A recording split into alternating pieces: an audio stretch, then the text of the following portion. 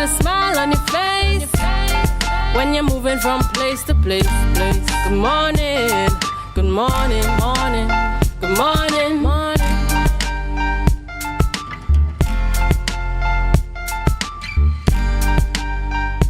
Good morning and welcome to the morning show on Tobago Updates Television. It is Monday, 20th May 2024, and I am Adana Kambi. We are coming to you live from the Port Mall in Scarborough, Tobago, with the morning show on Tobago Updates Television. What a beautiful day it is to be in the land of the living, and we're always so thankful when you choose to join us because we know it is a choice, and we truly appreciate you joining us every morning as we bring news to you, things relating to happenings in and around Tobago. So it's always a pleasure, and I just want to say good morning to all of our viewers, those of you who are viewing us on our Facebook live stream, on our YouTube channel, and on Amplier 102. Welcome, and we do hope that you stay with us throughout the entire programming this morning. But before we get into our conversations this morning, we're going to head on over to the news in 90 seconds. News in 90 seconds is brought to you by Standards, never beaten on quality and prices. Thank you, Adana. Here is your news in 90 seconds for Monday, 20th May 2024. Tobago recorded its 10th murder on Saturday night. Dead is Samuel Maraj, 32, of Mount Zion, Wim. Around 9 p.m., residents near the Mount Grace Open Bible Church reported hearing a gunshot, according to police. While searching the area, officers discovered Maraj's body in some bushes. Investigations revealed that Maraj had been chased by two men who fired shots at him as he attempted to run away. The Tobago Homicide Bureau is investigating the incident. This murder occurred a day after THA Chief Secretary Fali Augustine announced several measures to curb the island's escalating crime situation. As Tobago continues to grapple with crime, Prime Minister Dr. Keith Rowley expressed concerns that criminals are treating the Twin Island nation as their playground. Speaking at the Piarco International Airport after returning from a 12-day trip to India and Ghana, Rowley acknowledged that crime is prevalent across Trinidad and Tobago. He emphasized the role of the Ministry of National Security in safeguarding citizens on both islands, noting that criminals exploit opportunities nationwide. Rowley emphasized the need for effective measures to combat crime, expressing disappointment that Tobago's rising crime rates mirror those in Trinidad. He highlighted the importance of coordinated responses involving the police, security service, and the Tobago House of Assembly when discussing the potential establishment of a THA police force. And finally, Public Utilities Minister Marvin Gonzalez announced that the Water and Sewerage Authority will review the update the legislation concerning penalties for illegal water extraction, distribution, and sale. The current fine of $750 is deemed outdated and effective. This statement was made in response to Opposition Senator Anil Roberts inquiring regarding the adequacy of the fine, especially in light of recent illegal water trucking scandal. Gonzalez highlighted WASA's proactive measures to combat such scam and mentioned that a legislative review is underway with expected amendments to be presented in Parliament by the end of 2024. And that was your news in 90 seconds. Life is good with zero interest for 6 months, zero down payments, zero stress payment plan. That's right. With Standards, my terms, we are putting the power of zero in your hands. Now, you can get that new sectional, fridge, stove, or TV for zero down. Pay zero interest later and enjoy a zero stress payment plan plus quick approval within 48 hours. Standards, never beaten on quality and prices. Thank you, Biana, for the news there in 90 seconds. Welcome back to you, our viewers. And you know, of course, the headline story there, we're talking about the 10th murder in Tobago. We're now at May 20th and we have recorded our 10th murder in Tobago. You know, it's very uncommon to have those types of figures here in Tobago. Biana, you know, it really is an unsettling type of information, unsettling feeling to be living in this space, knowing the tranquility we enjoyed in times past and to see that this is happening now. What is your take on this? Well, Adana, basically, I believe something has to be done, which is now, right? It's like 10 murders in 5 months. That's really alarming. And, if we kind of prolong the process of getting things done faster to, curb this crime situation, it will really get out of hand. That's right, and we're hearing all types of discussions, conversations, and I feel as if all we've been hearing is talking. I really want to see some action taking place, strategies being implemented, not just by pen and paper, but actually being actioned, because it is really getting out of hand, and you just want to be comfortable in the space where we sit again. So we're hoping that the powers that be, the policymakers, are able to implement whatever strategies they're putting in place in the soonest possible time to restore peace and tranquility to our beautiful island of Tobago, and of course Trinidad by extension, because I believe what happens there also impacts and affects us over here. So we're hoping for some sort of speedy intervention, not just conversations, but action. We want to see heavy presence, and we want to see actions taken for criminal activities, and of course a deterrent to anybody who even considering that type of behavior. And as the Chief Secretary would have said, if you see something, say something. Also, the police would have said that as well. And, if you have families involved in these type of, criminal activities, at least you could say something so, the crime situation will be curbed. That's right, because it affects each and every one of us. And the more we try to cover it down, the more it is going to escalate. Yes. So let us cooperate together to ensure that we have a safe space. At the end of the day, we all want the same thing, and that is to live in a safe and calm environment. That's so true. That's right. All right, ladies and gentlemen, we're heading on over now to our birthday shout-outs, or birthday shout-outs.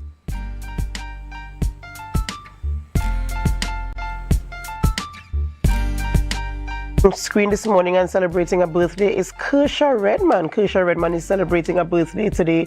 Kersha, we want to wish you a very, very happy birthday. We pray God's blessings upon your life. We pray that you do enjoy your birthday today and that you celebrate with love and with all the loved ones in your life. Happy birthday to you. Next, we have Keisha Duke. Keisha Duke is belated birthday. Her birthday was some time past, and we just want to wish you a happy birthday, Keisha. We pray God's blessings upon your life and that you do continue to enjoy your birthday celebrations. Another belated birthday greeting coming to Khadijah Holder. Khadijah Holder also celebrated a birthday, and Khadijah, we want to wish you a very happy birthday. We pray God's blessings upon your life, and as you enter into this new chapter, that you experience new and fresh blessings for yourself and your loved ones. And finally, on our birthday rundown this morning, we are celebrating Sean Roberts.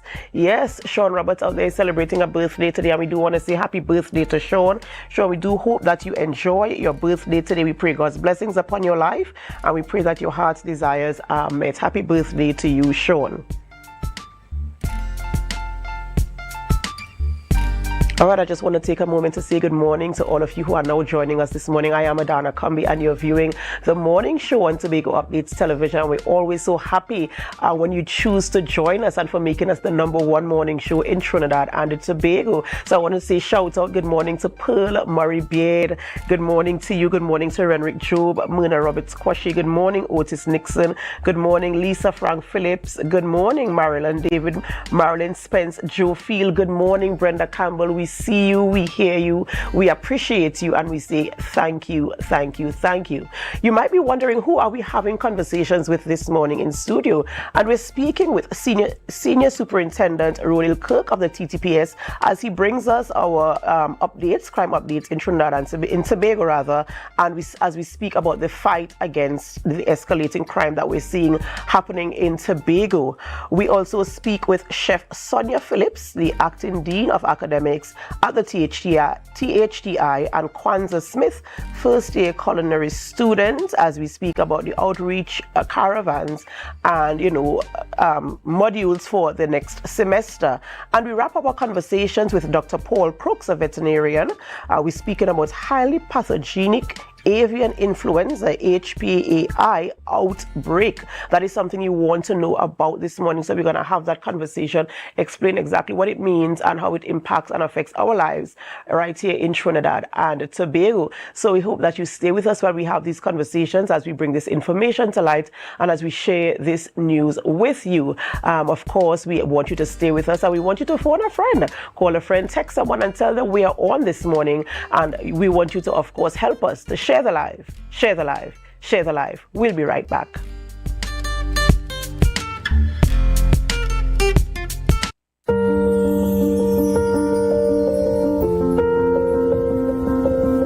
Never ever worry. Never ever worry.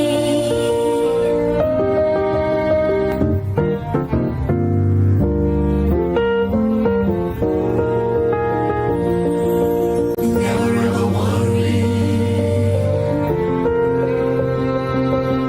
Never ever worry. Never ever worry. For the many stages of your life, Tata Life.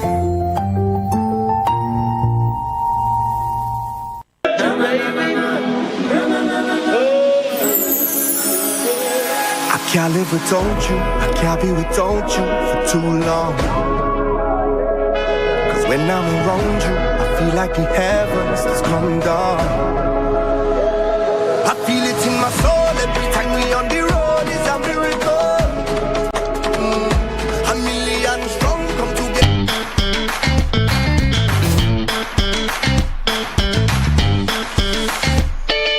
Need a fresh start? Upgrade your life with the things you want. At Standard Distributors in Canaan, life is good with zero. Get that amazing fridge, the stylish sofa with zero down and easy financing. Your dream house is within reach. Visit Standard Distributors today. Life is good with zero.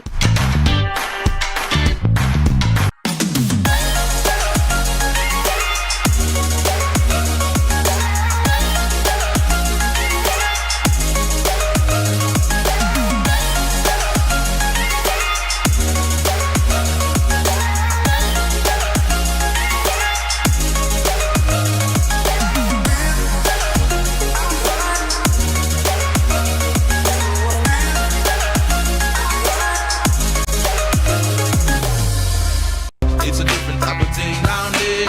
Man, we party till we drop down there. With a lot of pretty girls down there. Down in Tobago.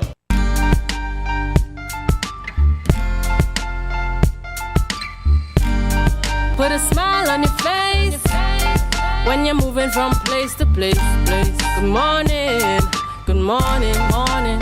Good morning. Welcome back to the morning show on Tobago Updates Television, and thank you for staying with us.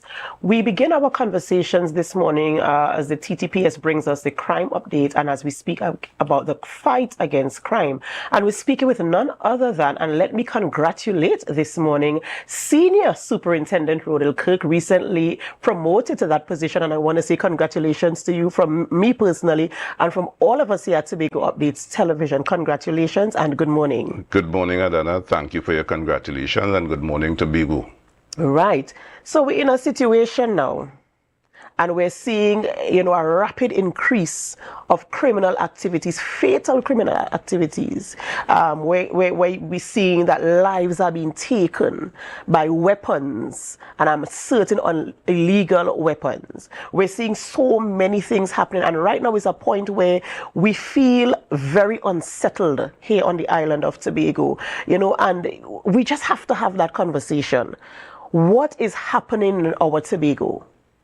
Right. It's unfortunate for me to sit here this morning. It's a sad morning for me, noting that just in a short space of time, we have 2 persons lose their life to gun violence. Indeed, we have seen an increase of violent crime on the island, and I know that it is correlated to the drug trade, And that is what the intelligence coming to the police. We know that. The thing about it, what I am appalled about is that all these persons live within communities, right? I am saying that the police is doing all we can do. We have implemented crime prevention measures.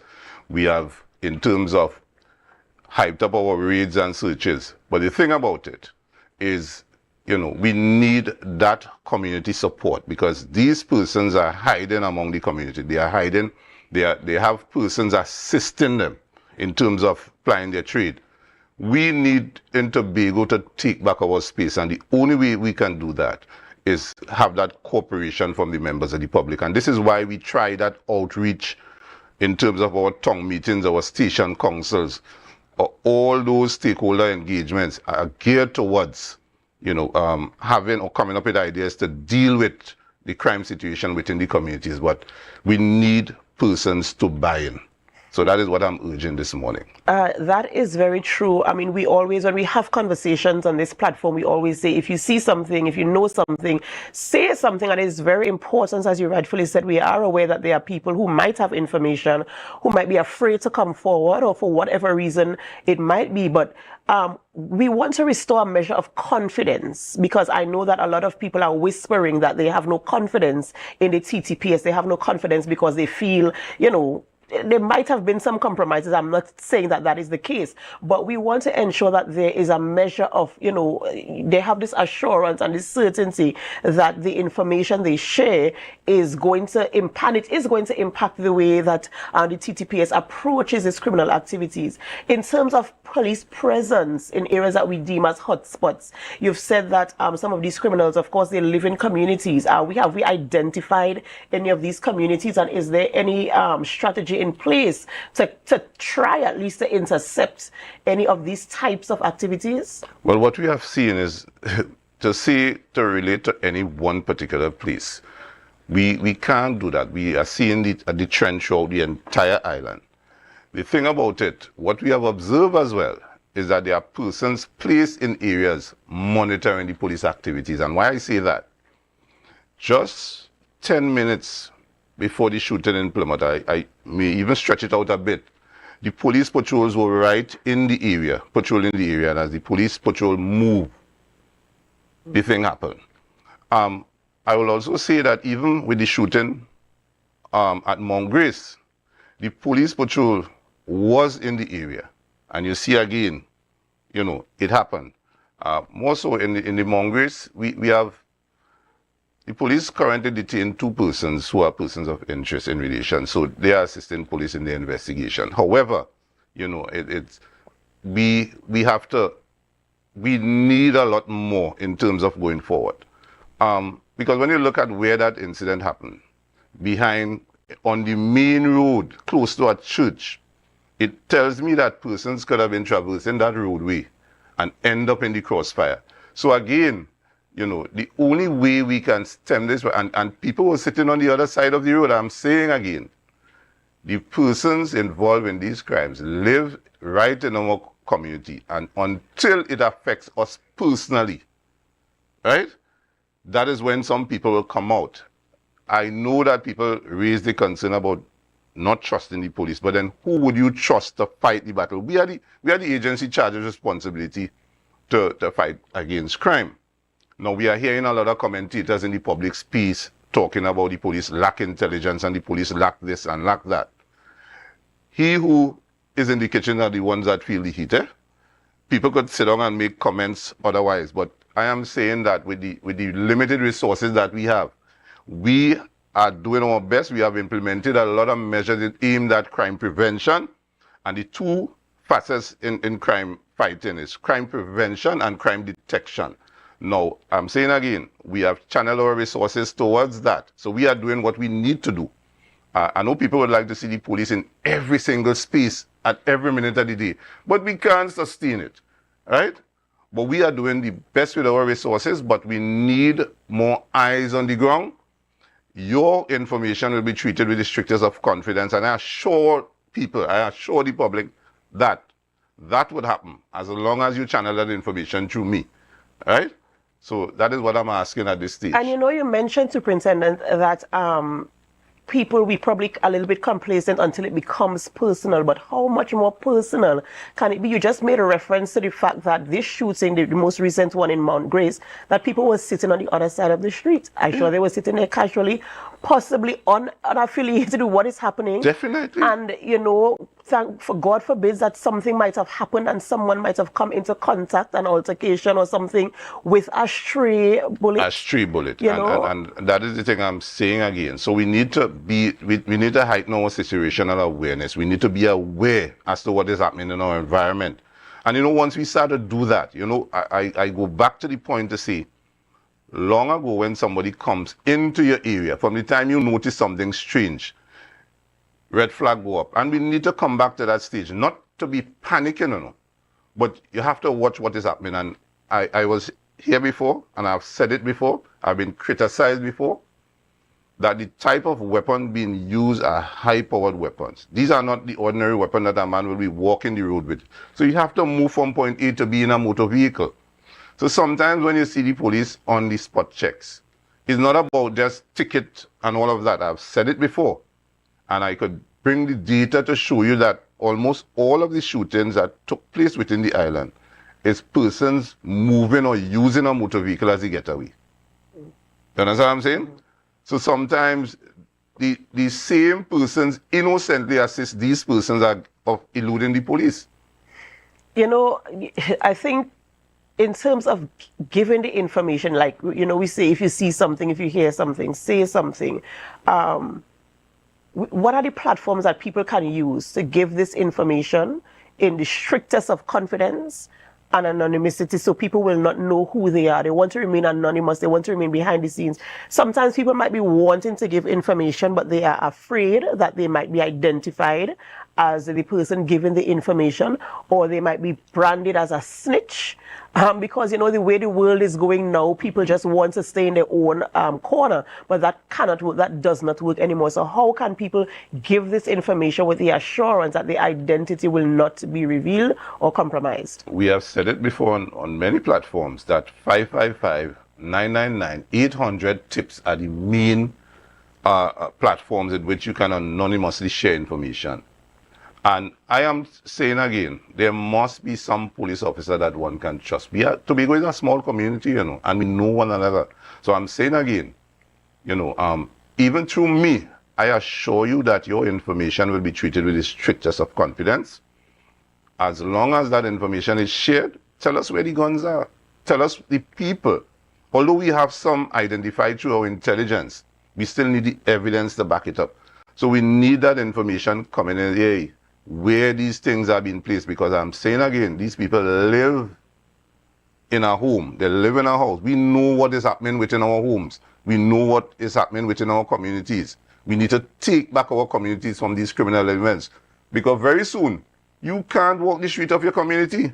And that is very scary. That is very scary and very unsettling, because at the end of the day, you just really want to live in peace. You want to live in harmony. You don't want to be scared to go out to the supermarket to get something and be caught in an accident, something happening of that nature.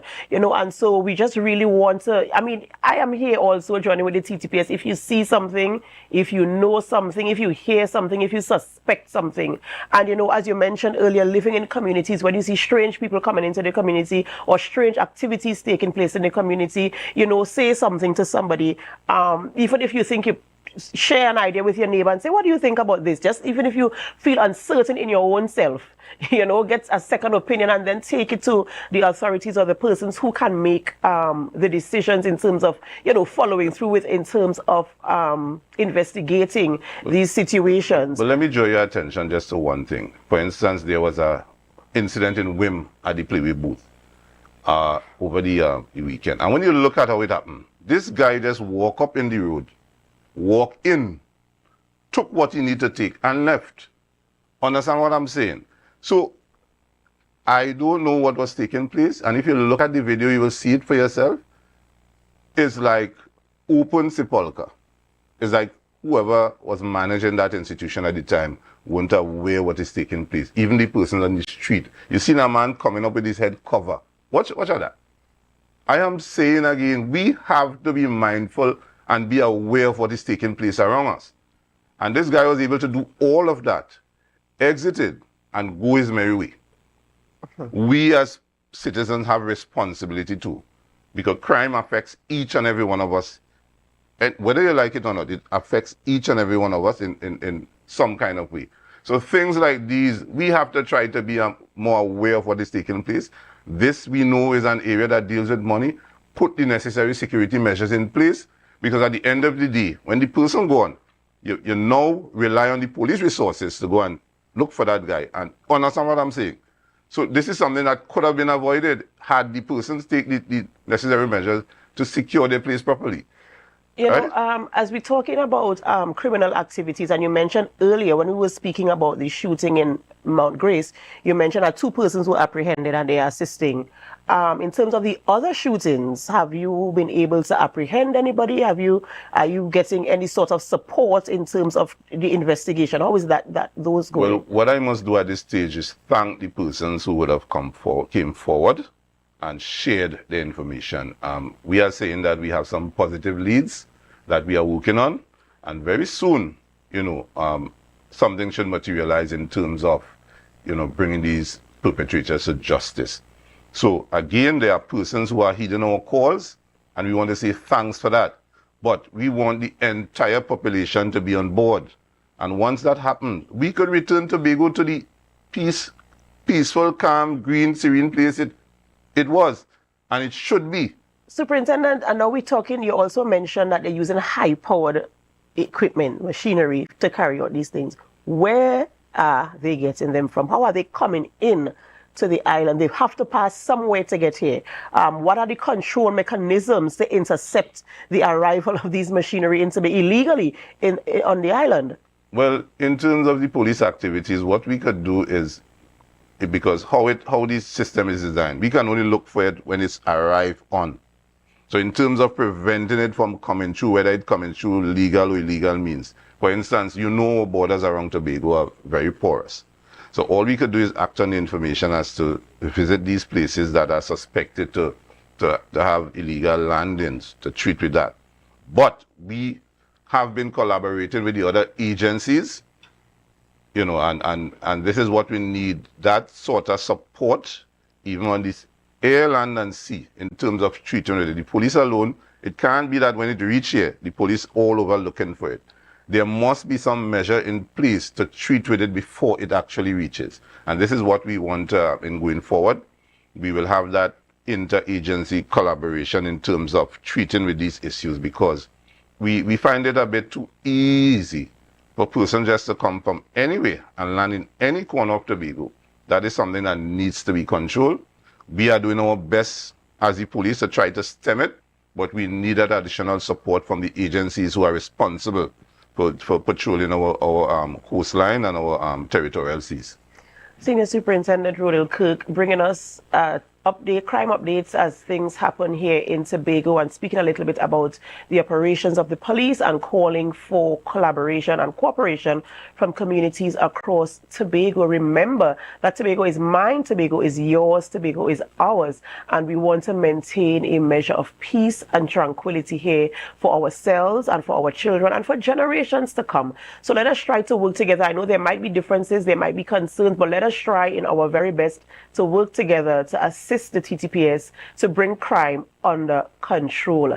Thank you, viewers, so much for staying with us. This is where we end this part of the conversation, but we do continue this morning in studio with our other guests. But before we do that, we have to go for a short break. And before we go, we invite you to help us share the live, share the live, share the live.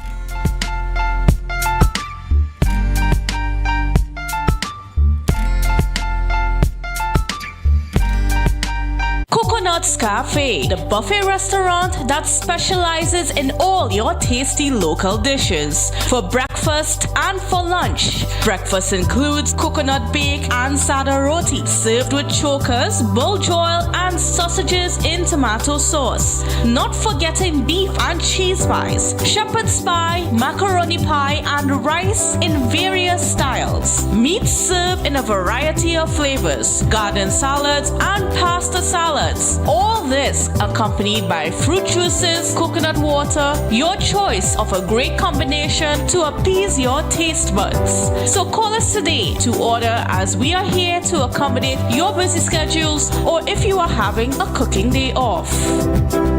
She ride the wave, come jump in the range, and jump funny dance, she want your money, man. Don't need your love, that I cost me if pay. Like King Solomon, a bag a girl to me name. Every girl rock out, Lord, rock out. Me say hot girl, understand your time to step out. Big bumper girl, your time to get strap out. Hand on your knee, treat a girl and your body. And every girl get wild out tonight. Party in my out tonight. If she suck, me a find out tonight. I even know what a wild out tonight. Out the blue light, we a try out the vibe.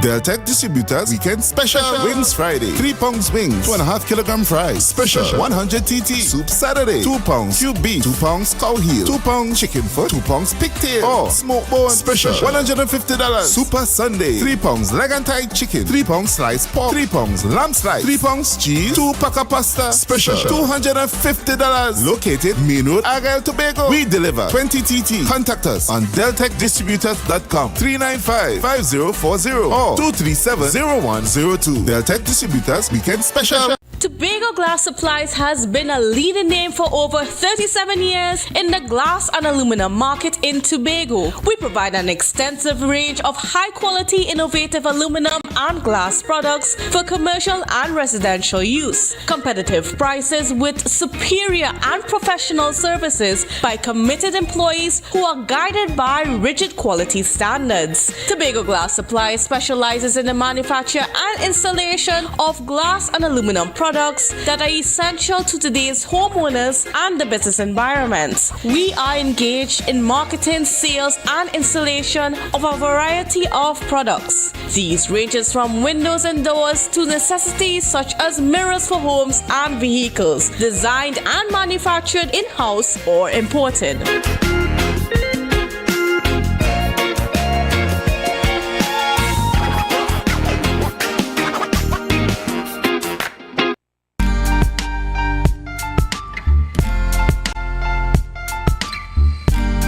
Put a smile on your face when you're moving from place to place. Good morning, good morning, morning, good morning. Welcome back to the morning show on Tobago Updates Television. I am Adana Kumbi, and we continue conversations this morning in studio with our guest, and we're speaking with Dr. Paul Crooks, a veterinarian, and we're speaking about the highly pathogenic avian influenza, HPAI, an outbreak.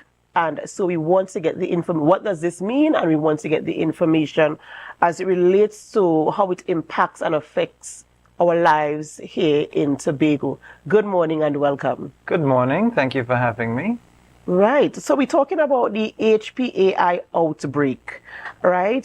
Tell us what this is about, the type of animal it affects and how it impacts our lives in terms of consuming and, relating with the specific animal. All right. So there's a lot to unpack. First, let's start with the word pathogenic. What does that mean? So we have highly pathogenic viruses, bacteria, fungal agents, and then we have low pathogenic organisms. Pathogenicity is the ability of an organism to cause disease. That doesn't mean it causes a severe disease. So you might have a cold virus that's passing around everybody in school. Certainly if you have school children, they catch everything. Everybody catches it, but it's mild. If anything, sneezing for a couple of days, may stay home, may not, may be good enough to go to school with no major issues.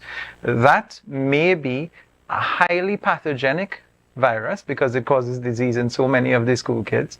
However, it's low virulence. Virulence is severity of disease. Typically what we see though is most organisms that are pathogenic or very pathogenic or very much able to cause disease are also very virulent and cause severe disease. this particular outbreak, it's been over the last 4 years or so that we've been seeing increases in the numbers of cases worldwide of this strain. This is H5N1 again. And I know a lot of people would have heard of H5N1 many years ago, maybe 20 years ago at this point, where there was a fear of it becoming a pandemic, where there were human cases reported. And we know that there is a possibility, though very, very, very slim, of this virus moving from an affected animal to now an infected person. For those cases, and that's the first thing I want to start with, for those cases, first of all, it is very uncommon. And usually, if a person becomes infected with this virus, at least as of right now, if a person becomes infected with this virus, that person typically is a very high-risk person, perhaps a child or an elderly person or someone who has an immunocompromised system, maybe is an HIV positive person, maybe is in chemotherapy. That person is at a much higher risk of becoming infected. But we still use the term highly pathogenic avian influenza because we're specifically, more than anything else really, looking at birds, avian influenza. Now, the influenza viruses, that family of viruses, is known for its ability to evolve over time. Many years ago now, there was a swine flu outbreak, H1N1, and we as vets were kind of like, well, let's stop calling it swine flu because it's not swine flu. The virus originated in pigs, but really when we traced back, we realized that it didn't originate in pigs, it originated in people. And what happened was a farmer had the flu virus, dealt with his pigs while sick, gave the pigs the flu virus, and then the pigs changed the virus in their bodies and gave it back to the family. And that's how that virus came about. So the fear of a person becoming infected currently with this strain, given the ability for the virus to evolve or change as it infects different species, is still very, very low. But the disease causes severe mortality, deaths in birds. You might find that up to 50% of birds die at once. Here in Trinidad and Tobago, and particularly in Tobago where we don't have large poultry operations that have tunnel ventilation and fans across the board and droplets misting from the air to decrease the temperature. If the temperature goes up very, very high in a pen, you might see 50% of birds die. Here in Tobago, you might see 50% of birds die, and you call the vet and you say, what's going on? Why are all my birds dying? It might be heat exhaustion. But with this disease, highly pathogenic avian influenza, you can find 50% of birds die in a very short space of time, whether they be layers or broilers, whether you have ducks, geese. Now, how are these birds introduced to this virus? They're introduced by exposure to droplets from an infected animal. Now, the problem comes where we know that wild waterfowl, in particular ducks and geese and so on, that fly overhead, pelicans, seagulls, they tend to migrate and move the virus all over the world. Here in Trinidad and Tobago, we are part of a migration route. And so it really is most likely not a question of if we will become infected or have an outbreak, but when we'll have an outbreak. So it is inevitable because of that migration route that where we stand? Almost certainly. And when that happens, so now the birds are now infected. What is our situation now? All right. So there have been outbreaks in Florida, in the US. There have been outbreaks in Canada.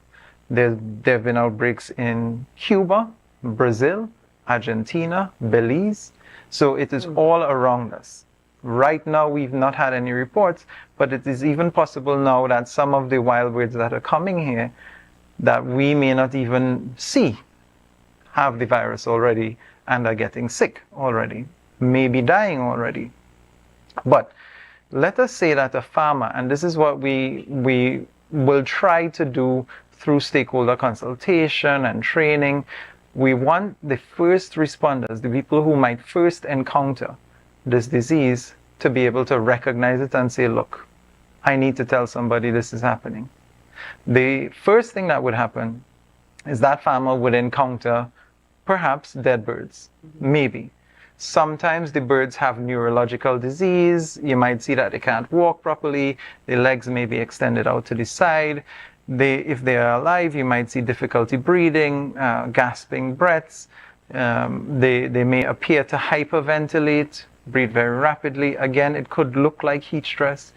If the disease, like in human medicine, manifests with coughing and sneezing, which it may not, you will see that, of course. You will hear the birds and making noises as their air sacs are filled with maybe pus or fluid. So these are the kinds of signs that farmers should look out for. Now, in any system, particularly where there's an intensive rearing, where you have many, many animals crammed together, if they are very stressed, they could show signs of illness, because there are always bacteria and viruses circulating, and when an animal is stressed, the immune system is suppressed, so now this animal is going to show signs of illness where it wouldn't otherwise. So again, what we're looking for is that higher mortality than your normal. So let's say you have 1,000 birds and you normally get 5 of them dying every day, right? Which may happen in some cases here. We've seen that many. But now you've gone up to, you found 200 dead per day today. Then that raises a red flag. That's above your normal. Now it may not be, that is avian influenza, but that is when you reach your vet. Now, in terms of management of a disease outbreak, once the vet is involved at that point, we have to now say, come and examine and say, is this likely to be avian influenza? If we determine it is, then we have to try to confirm. In the meanwhile, we lock off trade from that farm. Until we get confirmation, we don't take any action to maybe destroy the birds, but ultimately that may happen, where the decision is taken that all these birds have to be destroyed because we don't want to spread the disease. Now, you're not only talking about if the farm has an outbreak, you're not only talking about wild birds bringing the disease. Now you have a farm here on the island that is a source. And then you may have a farmer who drove his vehicle right into the pen, or who walked with his boots into the pen with these birds, and then takes those same boots and goes and checks his neighbor who also has chicken. And now you end up with a situation where this virus moves from one farm to another on the island because of our actions. So what would happen, because this is a major public health situation, there's a potential risk for disease spread to human, although very, very low. What's more important is its negative impact on the poultry industry. So we really want to control that spread of disease. So in the case of this disease, it is a notifiable disease. A lot of people get involved. You have the emergency management team that comes out. You have the police, maybe the defense force, who are going to enforce that you cannot leave this 3.5 kilometer zone with any poultry products. You're going to have a team that comes on with disposable boots and disposable coveralls. The birds will be euthanized. They'll have to be disposed of in certain prescribed ways to avoid that spread. And I know you're talking about, when you talk about, you brought it right down to home in terms of the farmer, using his boots, and he goes to the neighbor. He might get into his van and he might drive somewhere, let's say to the supermarket, to do a delivery with his same boots, walk into the supermarket. I go into the supermarket after and I walk behind him. And so the spread can be so rapid. Is there going to be any sort of public education drive to have conversations, not just with farmers, because I believe the population needs to be aware of this situation as well, and to understand the possibility of how rapid the spread can be. Is there a public education drive that is going to take place, or any type of consultation with stakeholders, and just to inform the public as to how this is happening and how we should treat with it? Yeah, actually, yes, that is being planned now. because we do expect that we will eventually have a confirmed case, at least one confirmed case on a farm of highly pathogenic avian influenza. We expect it to come soon. Globally, at least up to 2023, 14 million birds have died because of this new outbreak, right? So from 2020 to 2023, we've seen that increased number above the normal, what we expect to be the normal level of occurrence, and that's called an epidemic. So we've seen, or an outbreak. So we've seen this increased number of deaths attributable to this virus, and consequently, over 250 million, 250 million birds have been killed to prevent disease spread or limit disease spread. That means that you're going to have increased food prices, decreased food security, and in the case of Trinidad and Tobago right now, we're being impacted because we can't import chickens from places where we would have imported before, because those areas are positive for this disease, and we want to, as far as possible, keep it out of Trinidad and Tobago. So now again, we have to find ways to rely on our local production and protect our local industry, because this is where we feed ourselves, because we have now less ability to rely on those international suppliers. So yes, we plan to do training, that first responder training. We're working with the ministry and we're trying to get it done. In Trinidad, they have done stakeholder consultation already. Recently, we did a stakeholder consultation for African swine fever here in Tobago, because African swine fever, similar to avian influenza, is a disease that will cause, basically every pig that gets infected with African swine fever will die here in Trinidad and Tobago. It does not affect humans, there's no risk there. However, that viral organism is so bad, even in sausage or any pork product, even if you think it's cooked or prepared, could still carry the virus. People have carried African swine fever virus from country to country in sandwiches. And this is why when you go to the airport, you'll see customs has up signs, no plants, no animal products, and so on. These are the reasons why. So we did an African swine fever training already, and we want to do one on avian influenza as well. Well, Dr. Crooks, that was a mouthful there, giving us a lot of information, things that sometimes we take for granted, we don't even know is happening, in our environment. And so I'm so happy that we had that conversation, and also that the public education is going to happen, the training is going to take place, and the awareness is going to be heightened for us as well here in the Tobago space, Trinidad and Tobago as well. And so we look forward to the rollout of that information. We look forward to the training, and we do hope that all the stakeholders are able to, put some strategy in place to contain as much as possible this occurrence. As you mentioned, it will happen. So I'm happy that you are at least ahead of the happening, and that you're at the position to implement strategies. So I'm looking forward to getting more information on that to see where we go with that. Thank you so much. We've been speaking with Dr. Paul Crooks as we speak about the HPAI outbreak that is inevitably going to happen here in Tobago. And of course, strategies are being implemented to ensure containment as well. Ladies and gentlemen, we have to go for a short break before we continue conversations here in studio with our guest. And of course, before we go, we invite you to help us. Share the live, share the live, share the live. We'll be right back.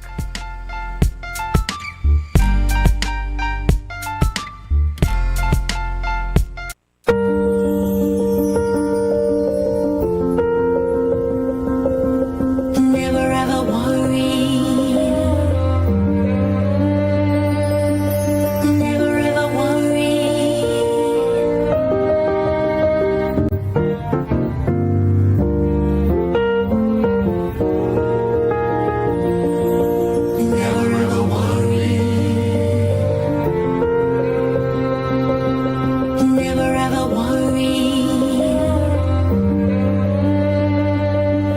Never ever worry.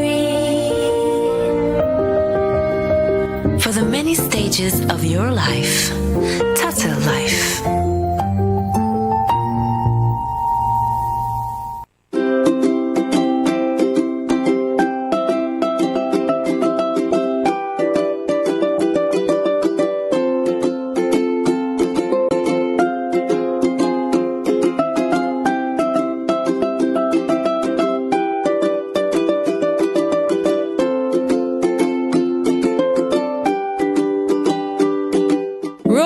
rotisserie, mouth-watering fries, salads, combos, and specials galore. Feeling for something to eat? Come and see. Our rotisserie is seasoned to the T. Kicking chicken, masala, and jerk roast. Crispy fries made from scratch. Who do you know can't beat that? Or salads freshly cut and packed. When you taste it, you'll be wanting to come back. So come check us out on number 2 Robinson Street, Uptown Scarborough, Tobago. We open on Saturday nights from 7:30 to 11:30 p.m. Monday to Thursday, we're open from 10 a.m. to 9:30 p.m. And on Friday, 10 a.m. to 4:30 p.m. Contact us at 772-7443 and all social media handles at The Rotisserie Factory.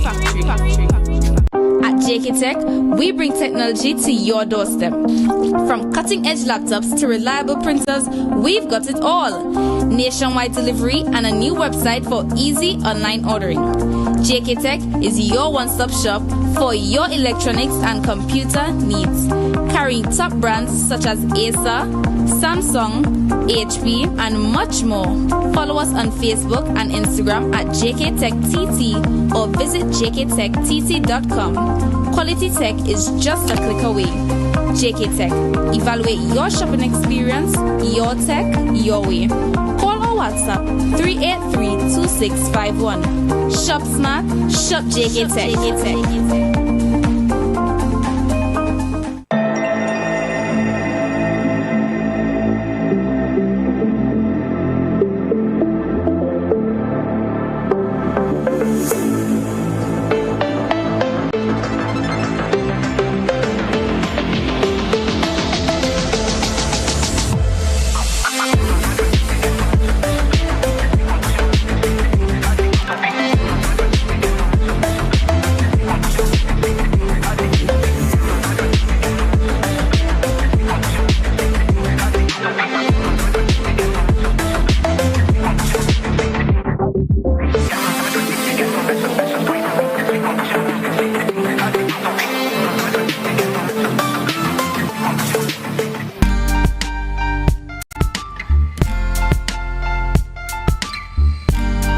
Put a smile on your face when you're moving from place to place. Good morning.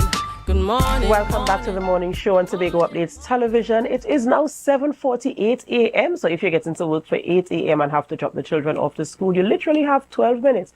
But remember, do not rush. Take your time and drive safely on our nation's roads. All right, we continue conversations this morning in studio, and this morning we're speaking with Chef Sonia Phillips, Acting Dean of Academics at the THDI. And we're talking about the outreach and caravan as we talk about this upcoming semester and some of the programs that are available. Good morning and welcome. Good morning. Thank you so much for having me. Right. Of course. Now, when we hear THDI, we always think about food and drink because, of course, that's where it all goes down. So tell us about your caravan, tell us about your outreach and the programs I know that are upcoming, and how do we access, how do we get in, how do we enroll to be a part of the stellar THDI?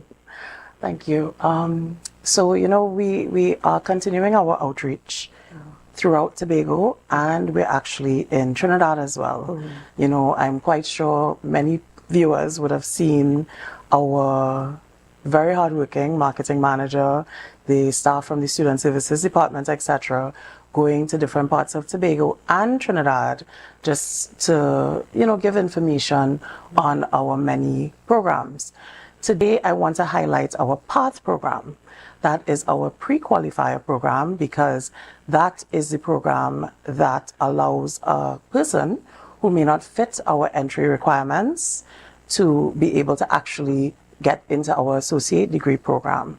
So basically, PATH is for those persons who do not have the requisite 5 CXCs, math and English, of course, is compulsory. If you don't have those qualifications, you could actually apply if you're over 18 to join our PATH program. And applications are currently being accepted. The program starts on the 3rd of June.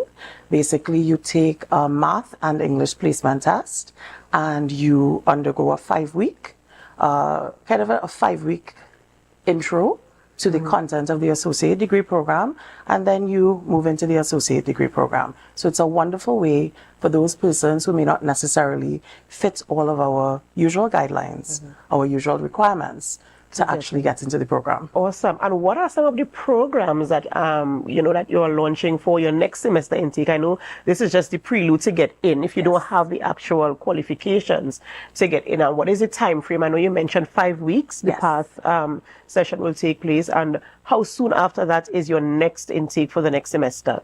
Well, I have very good news. Right after the conclusion of the path program in August, at the end of August, we actually have our intake for our fall semester. So persons that successfully complete the path program can actually move directly into our fall semester. All right. I know sometimes people think about, okay, but how much is it going to cost? Are we able to talk about the fees attached to either the path or the actual program that they're going to enroll into? Yes, actually, because it would be a lot of information to actually give right now, I can actually guide people to our website, THDI.edu.tt, and our website contains a full breakdown of all of the costs attached to our associate degree. Awesome, awesome. And so what are we looking forward to when you roll out in August, the end of August? What sort of programs you have that we can look forward to? Right. You know, at THDI, we're always busy, right? We're always up to something. So in the August semester, we actually are going to be running international cuisine. So, I hope I'll be invited back to talk about our series of student events and student dinners, because we usually have a full complement of dinners and other, special events that we would love for the public to come and support. But right now, because as I said, we're always busy, right now we actually have this week the final leg of our SEA Brain Cooler, which has been very well subscribed. I think, there's been a very good response, and it will be kicking off on Wednesday and going until Friday. So parents and students, if you haven't yet seized the opportunity, this is your last week to do so. All right, and this is a camp. Yes, it is. It's a camp. Okay. For SEA students. Right. And I mean, I am certain that they will be involved in all types of happenings up there at the THDI. Oh yes. Because yes, we have a fairly large culinary enrollment, but we do so much more at THDI. We do food and beverage, hospitality studies, tourism studies, and the SEA Brain Cooler gives the students just a little taste of what we do. Right. So on the Wednesday and Thursday, they bake and cook, but on Friday, they actually learn to mix mocktails, and they actually get an introduction to dining etiquette. This is absolutely awesome. And I see, some of the dates have already passed, and now we're at the week where the 22nd is the final week. This week is the final chance. This week is the final chance. So you want to register there. You can call the THDI to get more information. I see a number here, which is 477-8910 to get some more information there. I think that's a very good a course where the children are exposed to so many things there. And I see also there's something else happening on the 22nd as well. Yes, we're busy like bees. It's Bees and Teas.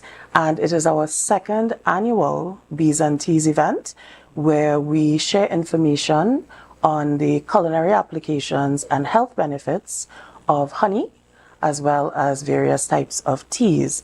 We basically are commemorating World Bee Day and International Tea Day, so we put it together in one exciting event. Oh, awesome. Are the 2 days, do 2 days coincide? Or? Yes, they're very close together, so we decided that we will take one day and celebrate both. Awesome. And I see admission is free. Yes, free.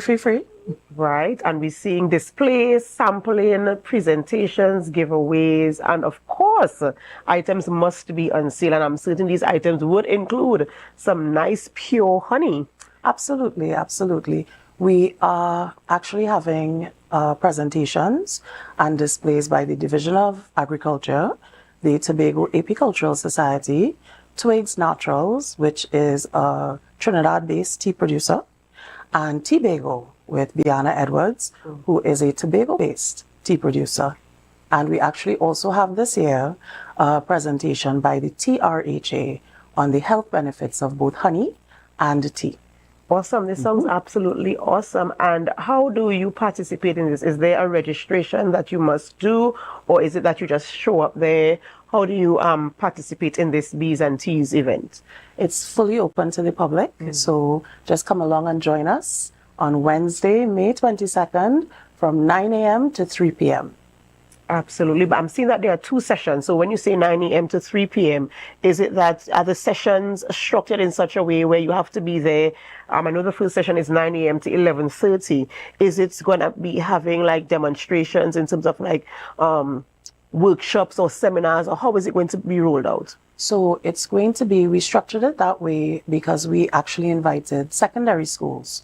So we have 4 secondary schools coming in the morning session, and then the remaining 5 are joining us in the evening session. But what's going to happen is that for the first part, about 9 to 9:30, we will have brief presentations and talks from the different partners that are joining us. And then after that, it's going to be an open session where people are free to visit all of the various booths to get information, products, samples, etc. Okay, so it's going to be kind of interactive. So it's just Absolutely. Right. Okay, then it sounds very interesting.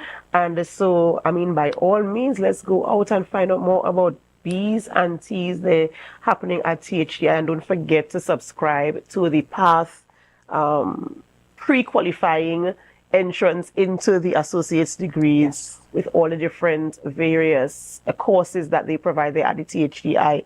Of course, food and beverage, as you mentioned earlier.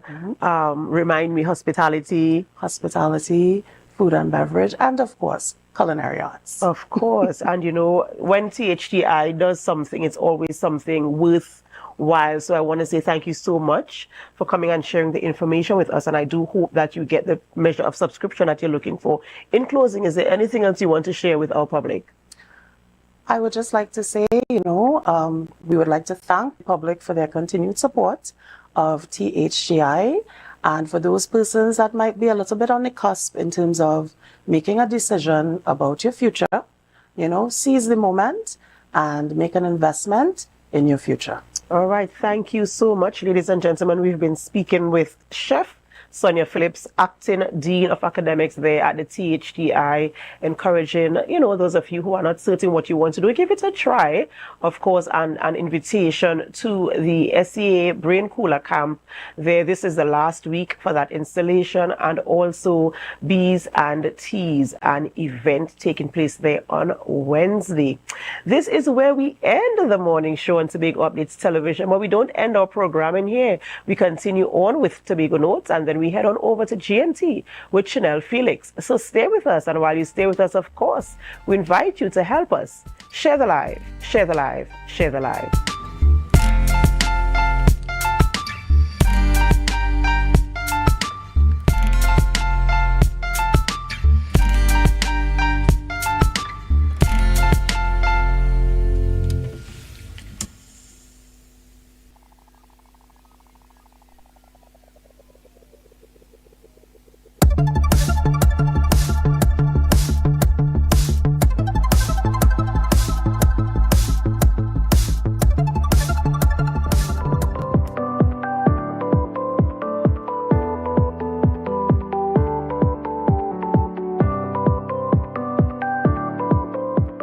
The target audience for this seminar would have been agro-processors, persons involved in whether it's seasoning, production, and so on, as well as natural resource-based enterprises.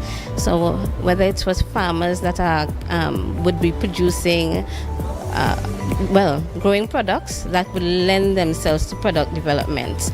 Right, so we're bringing those partners together so that they'll be able to get the information that is required to produce a quality product. This is an opportunity to understand where they fit in in the value chain and what the supply chain requires, so that they will better be able to build their product to be able to access these markets better, whether it's the tourism market or the export market, by tapping into resources that are available from these different support agencies, and of course from perhaps the farmers and so on, so that their product would be of a better quality to increase their competitiveness on the export market.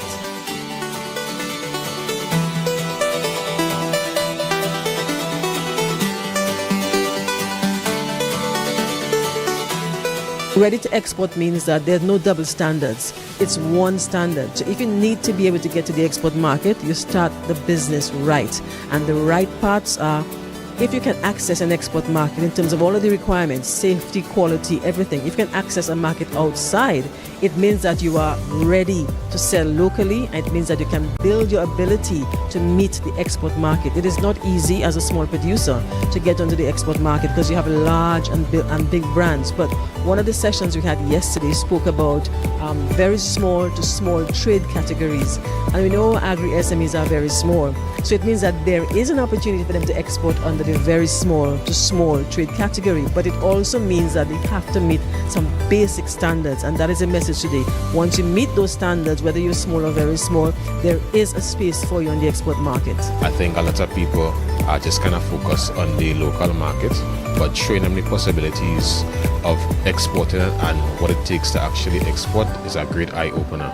This session is really great in terms of informing us about the options available for financing, informing us about information that will take us to the next level, and how to make our businesses sustainable. One of the areas which I think is very important moving forward for farmers and processors is the session on the green value chain, led by the Cropper Foundation, and how businesses can be a bit more sustainable in our processes, from both ends, producers and agro-processors.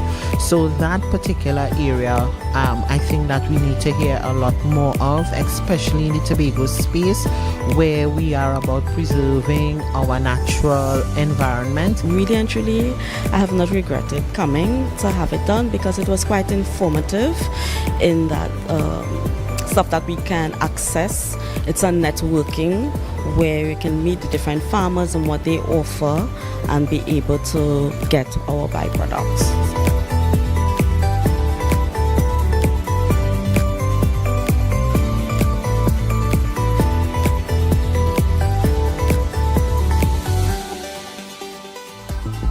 That was a production of the Department of Information, Office of the Chief Secretary, Tobago House of Assembly.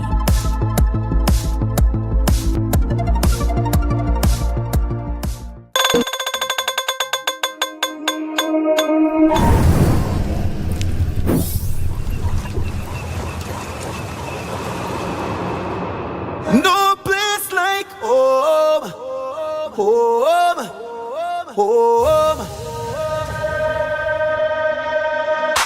I love Tobago, baby. When we outside, it's an ocean of love. All that we align to the stars up above. Let we dance now, take a chance now with me. And we go jump till morning. Look, the moon gone sleeping. Tell them we not leaving. Till the last drop of bacchanal is madness in the capital. So I feel like I'm running tongue again. Jump and shake the ground again. We with all my friends and them. No place like home, home, home. We go jump till the moon come down. It's we who the stars shine on. Play a mass and break away. Freedom in we DNA.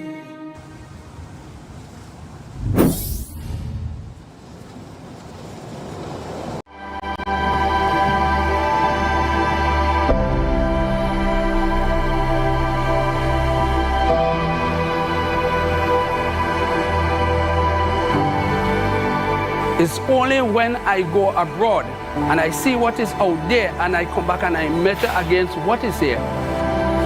There is no comparison to beauty.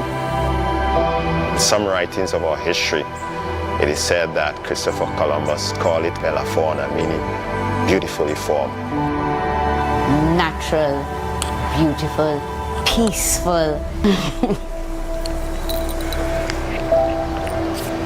Yes, I get emotional. That's why I'm here.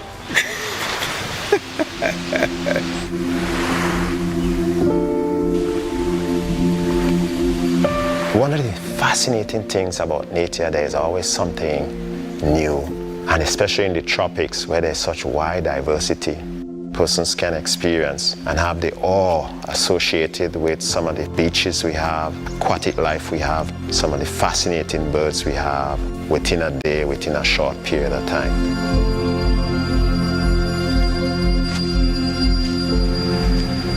You have the Caribbean Sea on one side, you have the Atlantic Ocean on the other side. On our doorstep, a fringe reef that wraps around the entire area.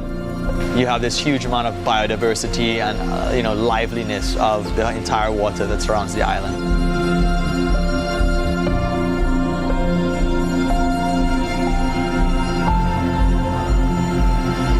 We also do bioluminescent nighttime tours, which are like an escape into the deep, dark secrets of this, glowing phenomenon. It's like this almost cosmic effect. It's just something to be seen.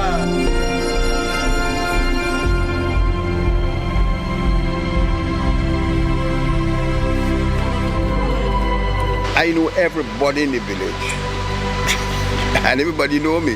That is the nice thing about here. Tobago is used to the extended family. There was always a grandmother, aunt, uncle. There was always love. We eat and we drink, we laugh, and everything together.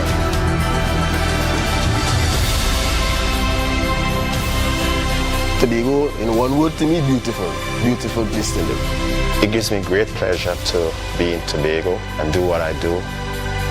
The sunsets here are hardly bar none, some of the nicest I've seen. I would describe Tobago of one of the clean, serene, and the best place that anyone could come. Be easy, be happy, and have a good time. There is nothing to compare to.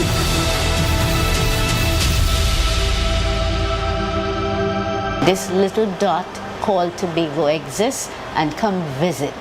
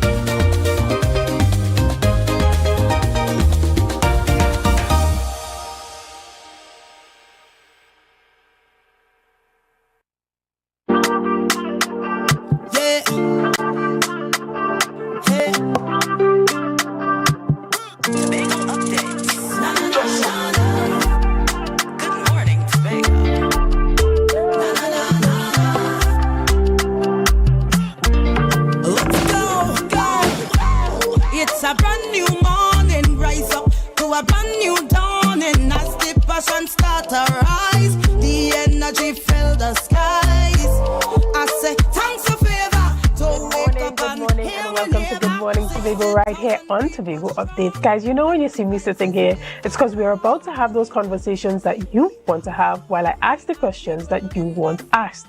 But before we get into this morning's conversation, we're about to have on News in 90 Seconds. News in 90 Seconds is brought to you by Standards, never beaten on quality and prices.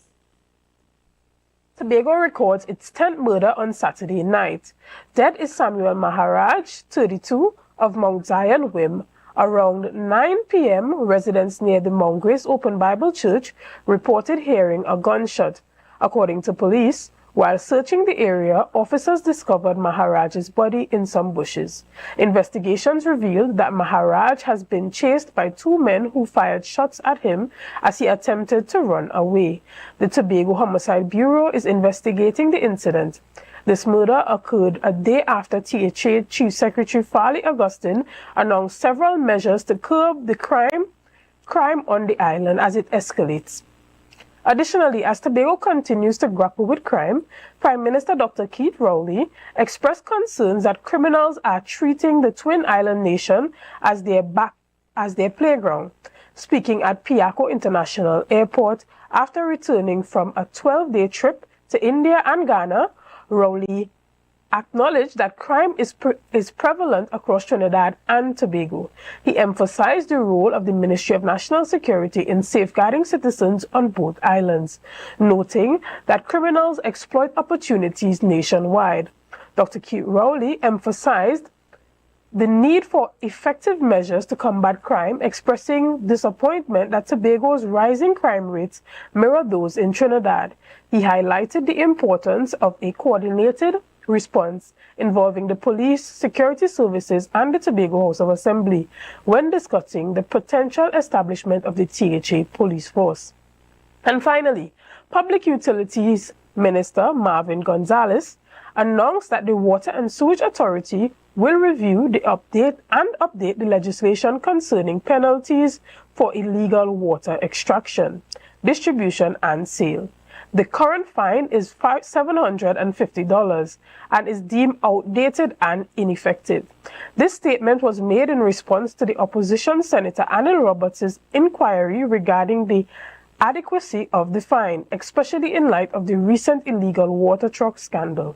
Gonzalez highlighted WASA's proactive measure to combat such scams and mentioned that a legislative review is on the way, with expected amendments to be presented to the Parliament by the end of 2024.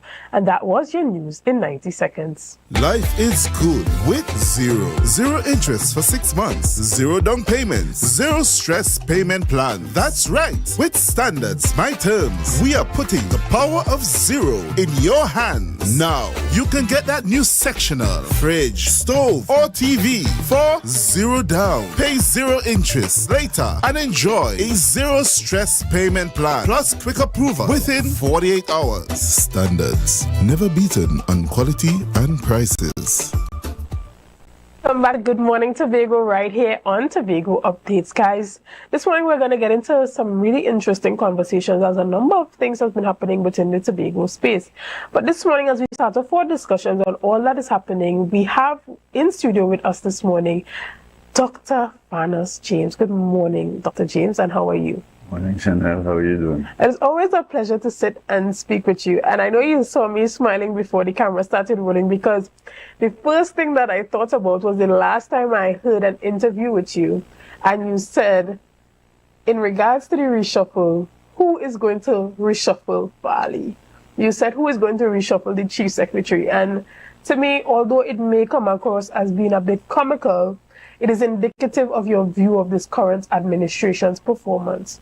As we get into this morning's topic of discussion on the reshuffle, Tobago's economy, the crime situation, give us a bit of a background of where you are in regards to this current administration and their performance over the term.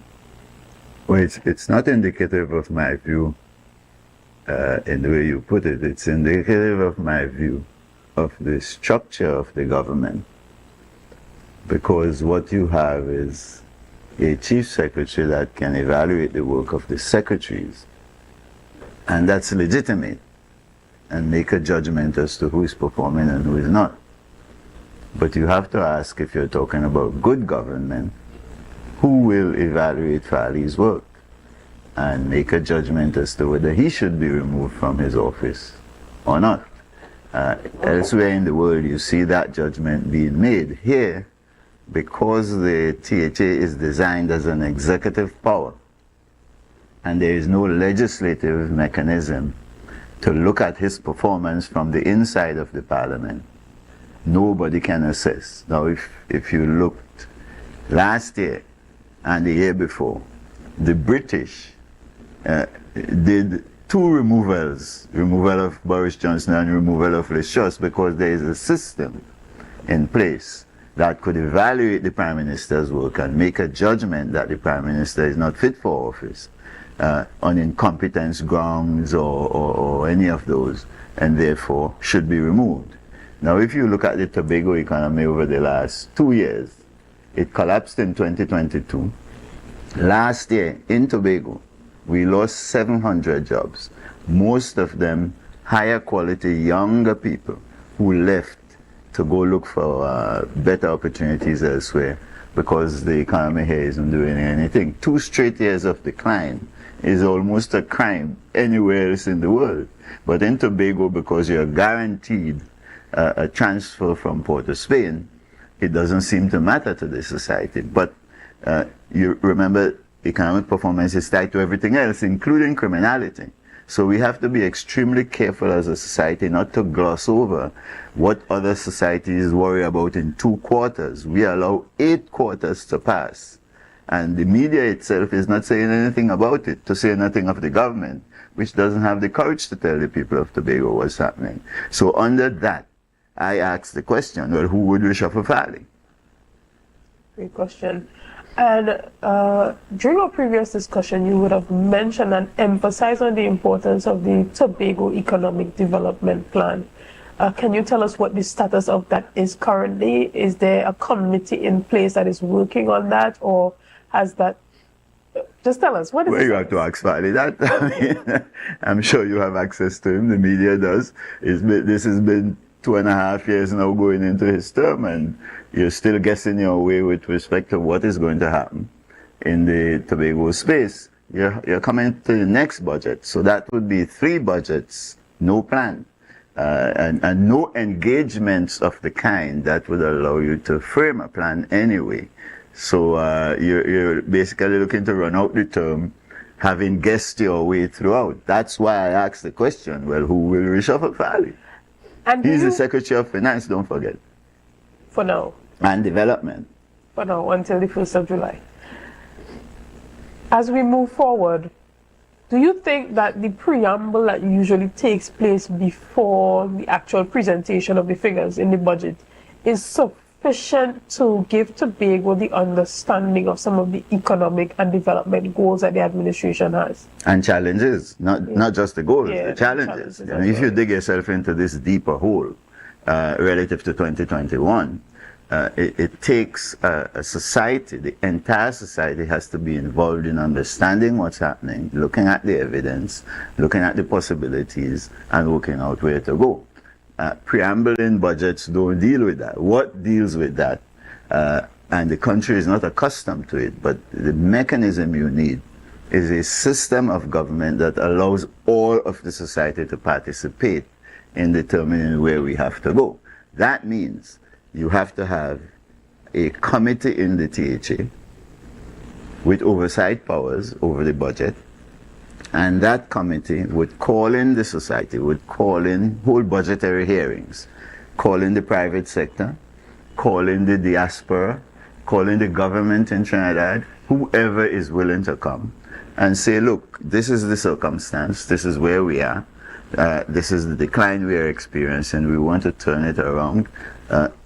If you are a foreign investor, what do you think? What can you bring to the table? And so on. And you speak to the communities, you speak to everybody, and get them to put on the table what they want to do, what they can do, what help they need. That's how you have to handle it. And that's what matters. All talk in the budget speech doesn't make any difference. That's what will matter. And what do you say to persons who say that suggestion is a bit too bureaucratic and often there isn't enough time to facilitate such consultation on the budget? Well, look in the rest of the world. Democracy works in the US, it works in Britain, it works big countries, small, it works in the Cayman Islands, it works in Bermuda.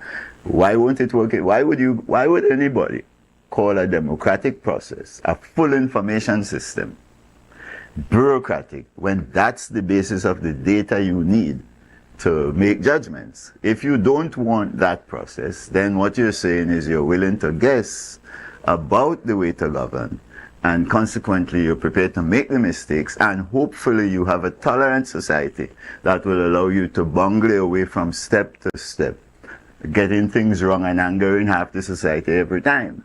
So this is not about bureaucracy at all. This is about putting a full, accountable, transparent and consensus building process in place to allow sound decision making. Let me clarify something for the society, because Trinidad needs to understand it too.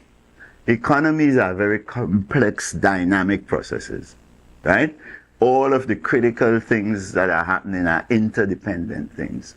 And there are a whole lot of forces that no one person could master, operating to drive the economy where it has to.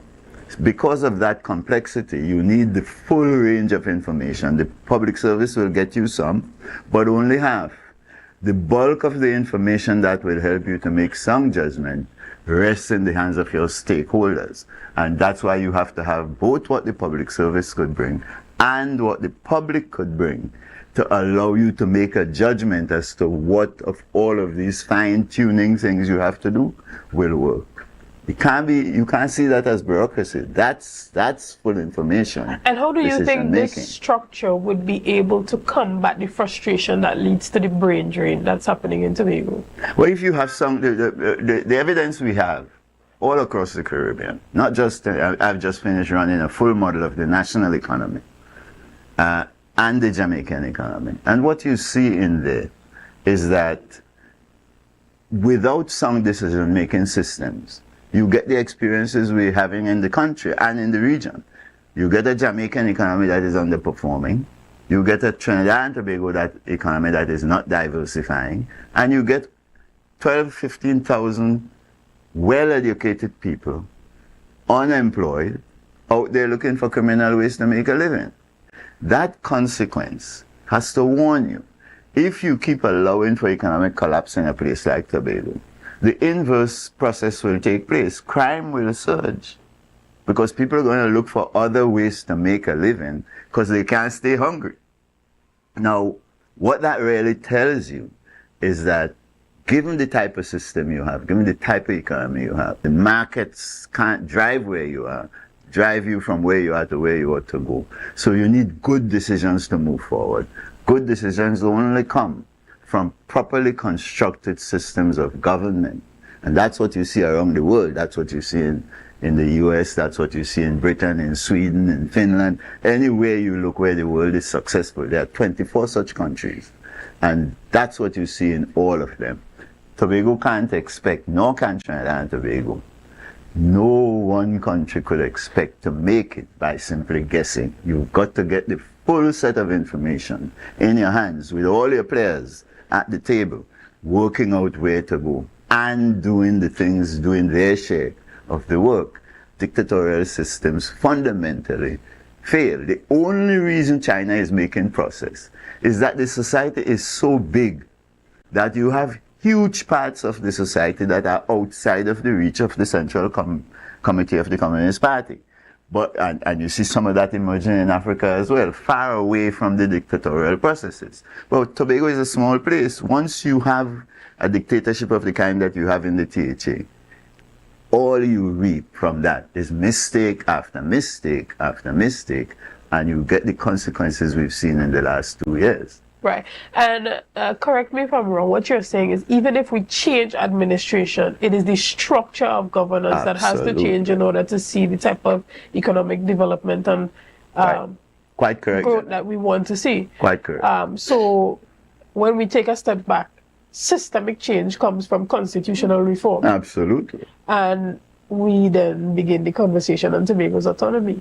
Correct. How does this fit into that discourse? And now we know the Prime Minister is going to, well, he says that he's going to be in Tobago on Thursday at the library for a public consultation, and I'm hoping that the conversation is brought forth. I'm hoping that you will be there as well, because I think that it is important for us to continue to put that pressure on the central government that Tobago is not letting up on the Tobago autonomy conversation. But explain to the public how does the autonomy bill impact the suggested structure that you are putting forward? Because again, as you said, administration after administration, if the proper systemic structures of governance are not in place, we will always have a system of you call it dictatorial governance. Yeah, mistakes, dictatorially generated mistakes.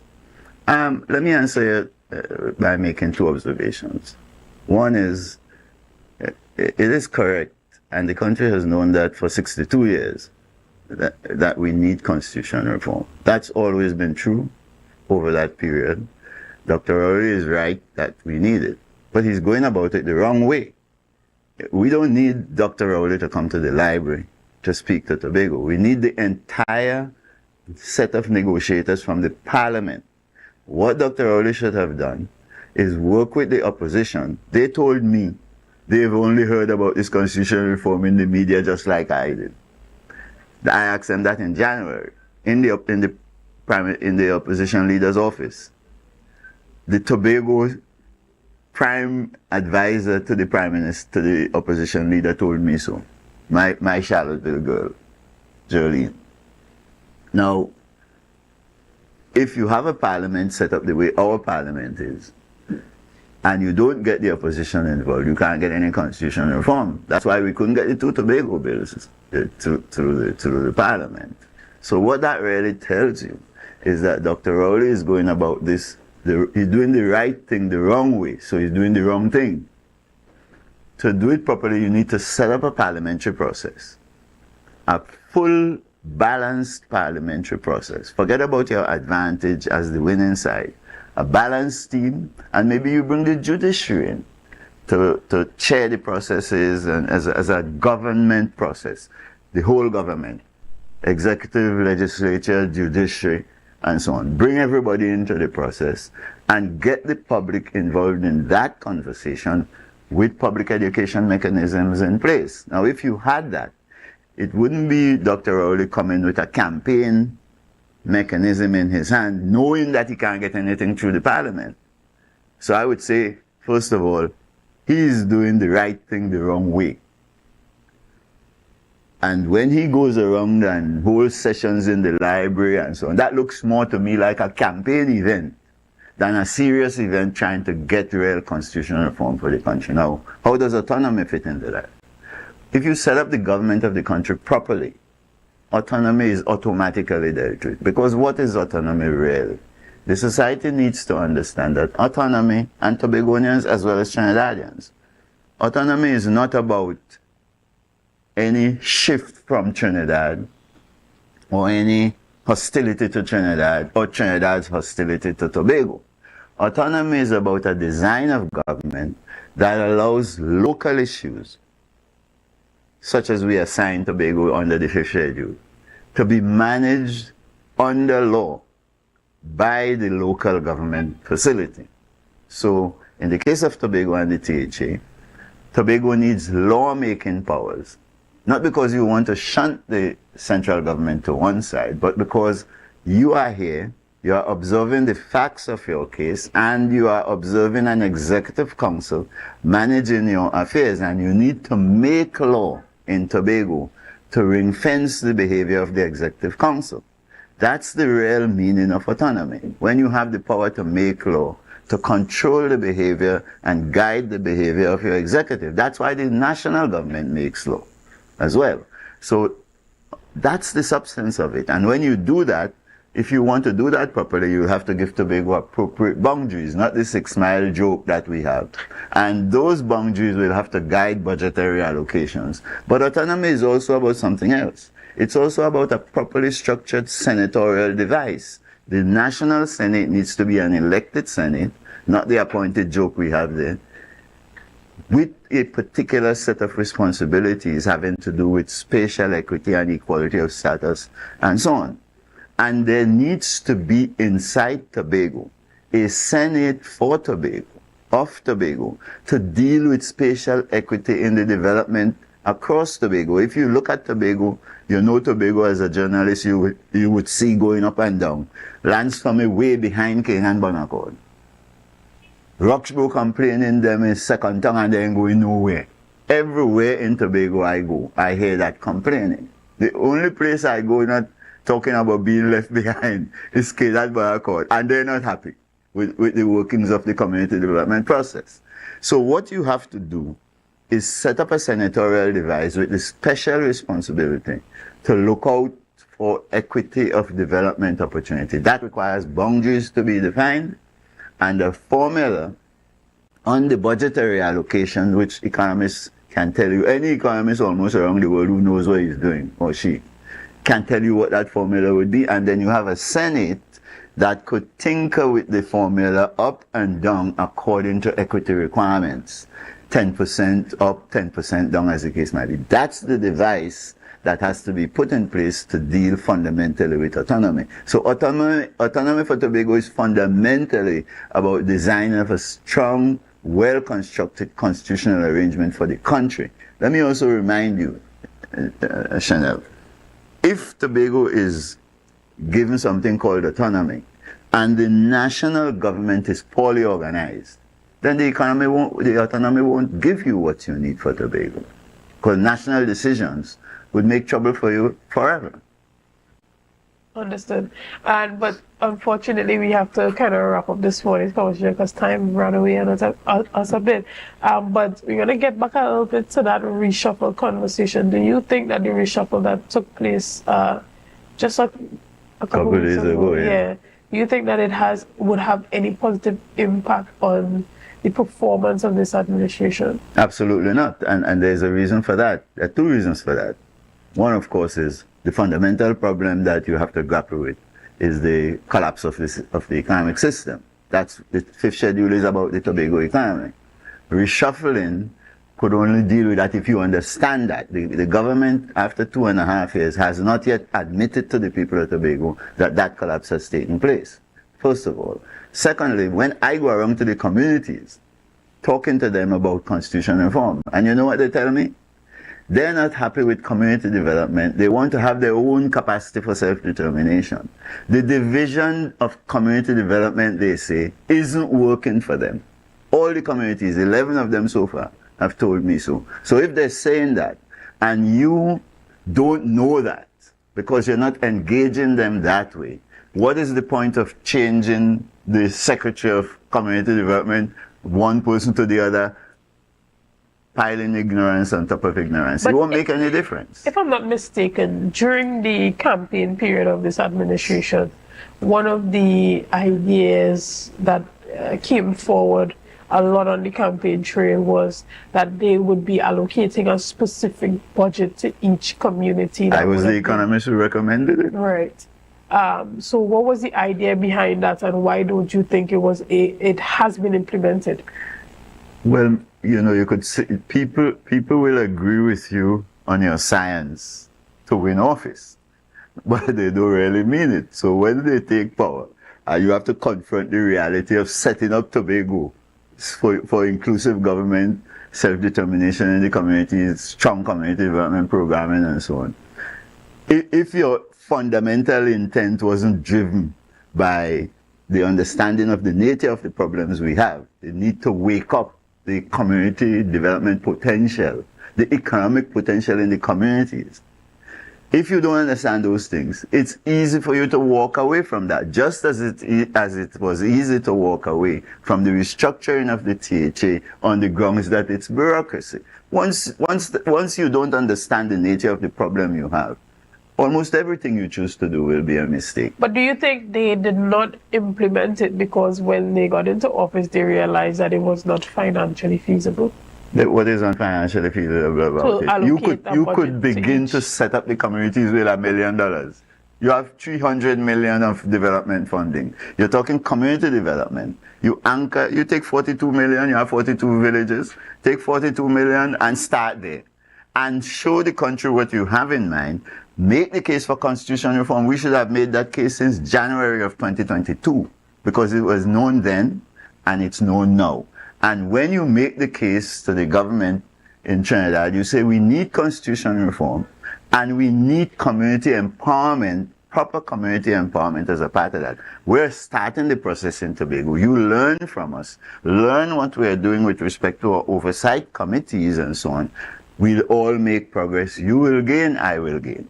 That's the leadership that should have come from Farley and Watson, to the extent that he remained relevant and they didn't mash up the party.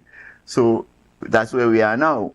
We are now where we need a full understanding of the constitutional design required to move the country forward, and much more importantly, to move Tobago forward, because Tobago is so critical to national development. Okay. All right, guys. And that was Dr. Vanus James. Thank you so much, Dr. James. And You're then we'll welcome, take Chanel. a brief break and we'll be back right after this. Let's go, go. It's a brand new morning.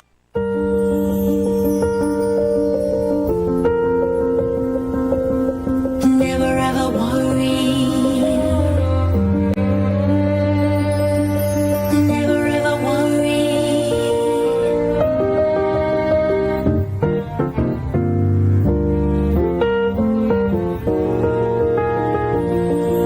Never ever worry. Never ever worry. Never ever worry. For the many stages of your life, Tata Life.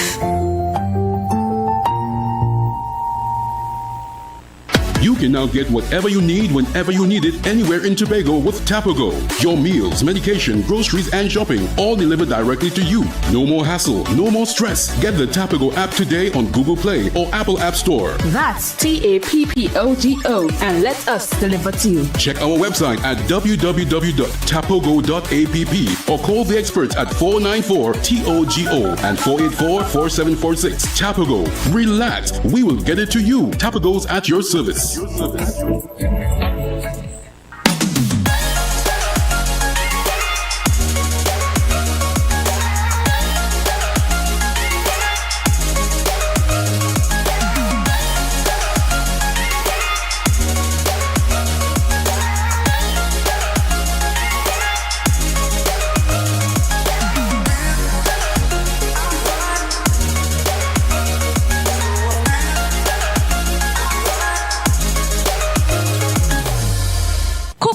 Cafe, the buffet restaurant that specializes in all your tasty local dishes for breakfast and for lunch. Breakfast includes coconut bake and sada roti, served with chokers, bull joil, and sausages in tomato sauce. Not forgetting beef and cheese pies, shepherd's pie, macaroni pie, and rice in various styles. Meat served in a variety of flavors, garden salads, and pasta salads. All this accompanied by fruit juices, coconut water, your choice of a great combination to appease your taste buds. So call us today to order, as we are here to accommodate your busy schedules or if you are having a cooking day off.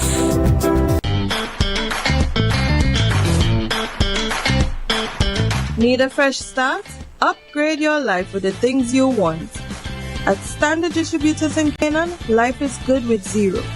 Get that amazing fridge, the stylish sofa with zero down and easy financing. Your dream house is within reach. Visit Standard Distributors today. Life is good with zero. Deltec Distributors Weekend Special Wings Friday. 3 pounds wings, 2.5 kilogram fries. Special 100 TT Soup Saturday. 2 pounds cube beef, 2 pounds cow heel, 2 pounds chicken foot, 2 pounds pigtail, or smoke bone. Special $150. Super Sunday. 3 pounds leg and thigh chicken, 3 pounds sliced pork, 3 pounds lamb slice, 3 pounds cheese, 2 pack of pasta. Special $250. Located Main Road, Argyle, Tobago. We deliver 20 TT. Contact us on deltecdistributors.com 395-5040 or 237-0102. Deltec Distributors Weekend Special. She ride the wave, come jumping in range, and jump on the dance, she want your money, man. Don't need your love, the cacas if you pay. Like King Solomon, a bag a girl to me name. Every girl broke out, Lord, broke out. Me say hot girl, and that's your time to step out. Big bumper girl, your time to get scrub out. Hand on your knee, you treat the girl and your body. And every girl I get wild out tonight. party in my out tonight. If she suck me, I find out tonight. I even know that while out tonight. Out the blue light, I try out the back.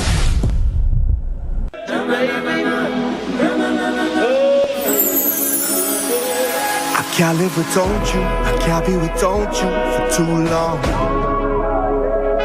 Cause when I'm around you, I feel like the heavens just come down. I feel it in my soul every time we on the road is a miracle. A million strong come together.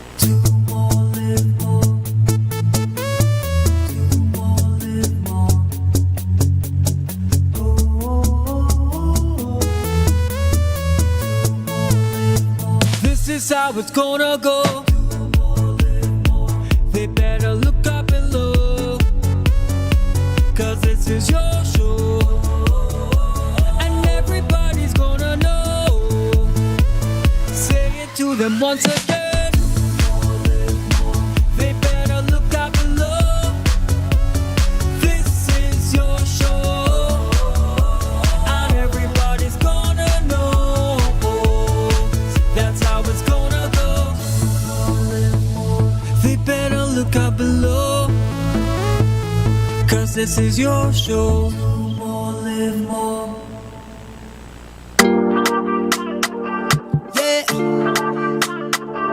Hey. Tobago updates. Na, na, na, na, na. Good morning, Tobago. Na, na, na, na. Let's go. It's a brand new. Good morning and welcome back to Good Morning Tobago right here on Tobago Updates. Guys, if you're just joining us, you missed an incredible conversation with Dr. Vanessa James on the state of the economy here in Tobago, as well as a bit about the THA reshuffle. But as we continue our discussions this morning, we're talking a bit about what's happening at the level of the TRHA, which is the Tobago Regional Health Authority. And to have this conversation with me this morning, I am speaking with Mr. Max James. Good morning, sir. Good morning, Chanel. All right, it's always a pleasure to sit with you and have these discussions. Now, this morning we're talking to you in your capacity as a former member of the TRHA board. Indeed. Right. Yes. And so you were privileged to a lot of the developmental milestones that took place during your time on the board and what is happening now, because I'm guessing that you have been following on what's happening. Now, Tobago saw the tragic death of a young mother, Nadia Shanghai, and her baby very recently, and as that story unfolded, there's a lot that happened in the background that the public may not have had the privilege of understanding or knowing, that you may be able to speak to a bit this morning, and how that plays into the state of the TRHA as we speak. Well, certainly. So let me say good morning to the viewers. And, you know, I'm an angry man. I'm very angry because for simple interventions that could have been done in terms of policy, we have not seen the emergence of policy that could have prevented what has happened. No young woman who is pregnant and is about to deliver a baby should die. We have too many modern facilities and equipment to prevent death of a mother and a child. I recall when I was on the board of the TRHA in 2015-16 thereabout, that we had the death of Rose Gordon. And I don't even want to recall the ghastly circumstances under which she had undergone just before that. I recall, and let the viewers know, I recall along with Dr. Nathaniel Duke to have developed a proposal called TIGO, T-I-G-O, Tobago Institute of Gynecology and Obstetrics. That death had brought home the need for that institution under the auspices of the Royal College of Obstetrics and Gynecology in England. We did all of the work, and presented to the board and then to the Secretary of Health at the time, Honorable Tobago Duke. Eventually, it had not seen the light of day. The idea behind TIGO was to use the palms that is contiguous with the land that the TRHA owns at Signal Hill. You know, when you come back in the old road and that old hotel that is there being unused. So those lands are contiguous or adjoining the property of the TRHA. So they were going to be used as dorms. We have all of the audio visual facilities at the hospital, and it was just to have the students, both nurses and doctors, women who will be trained properly in midwifery, but with an obstetric and gynecological focus as well. And of course, so that we'd have been churning out students 5 years now down the road, had that proposal been accepted. This present case shows the need for such a facility again, because women and children continue to die without childbirth, during surgery, and the lot. So what are we going to do? I recently discussed the matter with the current chairman of the board, so I'm waiting to see what will be the outcome of that. I gave the current Secretary of Health the proposal for the establishment of Tobago's Institute of Gynecology and Obstetrics.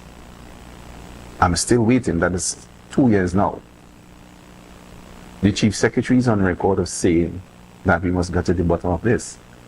And so I'm going to support him there, but he's on public record of saying we must understand what has happened in this particular case. We have to know. The public has a right to know. And I would have thought that the Secretary of Health and the Board of Directors and the Chief Executive Officer would have properly come before the public and take questions, to have a proper news conference, proper answers. So I'm calling on the Chief Secretary and the Deputy Chief Secretary, who happens to be the Secretary of Health, the President, all who can be involved in getting to the bottom of this. This is not a question about party. The PDP came into office people before politics. And you know, sometimes some of them are angry that I speak out on these things. It could have been my daughter. It could have been you, Chanel. It could have been any pregnant woman in Tobago. That comes before party. Understood. And yes, go ahead. And during an interview that I had previously with the then CEO, Dr. Nathaniel Duke, he indicated that the Roxborough facility was fully equipped and able to deal with these type of cases. Do you think that had the facility been running at a 24-hour capacity, that it would have been able to facilitate this young woman and maybe, of course, even combat the death that we saw? I understand the core issue is that they don't have a cadre of midwives. The midwifery unit is not functioning, it's not properly staffed. When they have a lot of those persons at Signal Hill, why it is that everything that has to be done in the country, that the country or Eastern Tobago has to suffer. A woman checks in, she is given all the emergency interim interventions, and then sent 50 minutes away. What has happened as a result of that? We can't have a modern facility with all of the equipment. Let me just read out a few of the things so that the public will know. The emergency room is not open 20. That's the emergency room, not open 24 hours. When we have enough doctors, nurses, and ward attendants, that's a fact number one. Fact number two, we have X-ray to work on call. Fact number three, Roxborough has a lab, and they have a plan to have labs at night and on weekends. Fact number four, there's a system for filing at night as what is done currently at Signal Hill. The operating room is the most advanced room in Tobago. It is even better than Signal Hill. That's what Roxborough has. That's the operating room. And then they have, in spite of that, millions of dollars in equipment are in storage. They have consultants highly trained in OBGYN, anesthetics, or in anesthesiology, critical care, and internal medicine. You have Dr. Singh, who is the venerable Dr. Singh, and Dr. Jagannath. So it's not that they didn't have any persons who could have made interventions, but yet she had to travel to Scarborough because the board has not instructed or didn't do the correct thing to have that full cadre of midwives who, as they say, are critical in respect of what has happened there. They must be part of the system. So can you explain to the public a bit? You're saying that the reason why the surgical interventions were not done at Roxborough and the patient had to be sent to Scarborough is because there were no midwives at Roxborough? That is the information that is emerging. That is the information is there. If you had a full cadre of midwives, as is the contention, you must have that unit of critical care people who involved in the delivery of our children. Then what is preventing the CEO and the board of giving that instruction, making the personnel available? You're talking about 2 years down the road. So if you're saying that, if you're going to say that you don't have the personnel, what is preventing? What is preventing of sharing the personnel? What is the current hospital administrator doing? The tail can't wag the dog. I understand that there's this internecine warfare between Roxborough and Scarborough. That has to end. Roxborough must be fully staffed. You're talking from Godot right back to Lansonny, Bloody Bay, Charlottesville. And our women who are pregnant, or wives and daughters who are pregnant, they must be afforded the best care that Roxborough is able to provide. And so I am putting the blame squarely at the feet of the Secretary of Health, the Board of Directors, and the Chief Executive Officer. They needed to come together to fix that problem. I'm sure, as a former secretary myself, and former administrator in my own right, and business consultant, management consultant, you must identify on a monthly basis or daily basis what the human resource problems that you are faced with and fix them. We can't wait to see our daughters and our mothers and our pregnant women or babies die. Imagine a woman is going for 9 months at a time of joy. Baby dies and mother dies. Because the system did not cater to deal, or has not catered up to now to deal with its deficiencies, rather than everybody fighting with each other. Understood. We're going to take a quick break and we're going to be back with lots more, guys. See you soon. MI4 Security Services Company is the most advanced security service in Tobago. Ask about our cash in transit service. It's safe, risk-free, reliable, and timely. We provide safe banking delivery for all business types and sizes with highly trained staff, 24/7 monitoring, coordinated emergency response, and a well-maintained fleet of armored vehicles. Contact us at 660-7723 or visit our website at www.mi4securitytt.com to sign up today.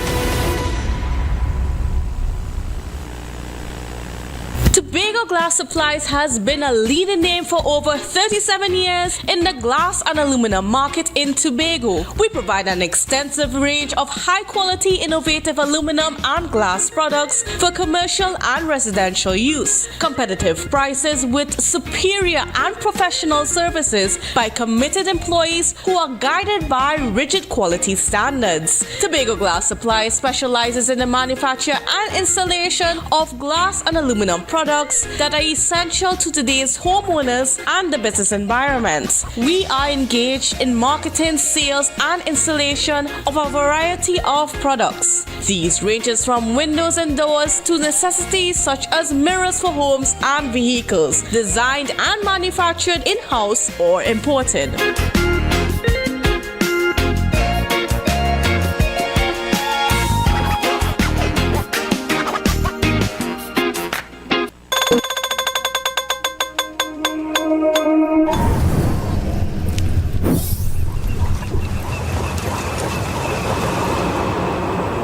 No place like home, home, home. Oh, I love Tobago, baby. When we outside, it's an ocean of love. All that we align to the stars up above. Let we dance now, take a chance now with me. And we go jump till morning. Look, the moon gone sleeping. Tell them we not leaving. Till the last drop of a canal is madness in the capital. So I feel like I run in town again. Jump and shake the ground again. We with all my friends and them. No place like home. Home. Home. We go jump till the moon come down. It's we who the stars shine on. Play a mass and break away. Freedom in with DNA.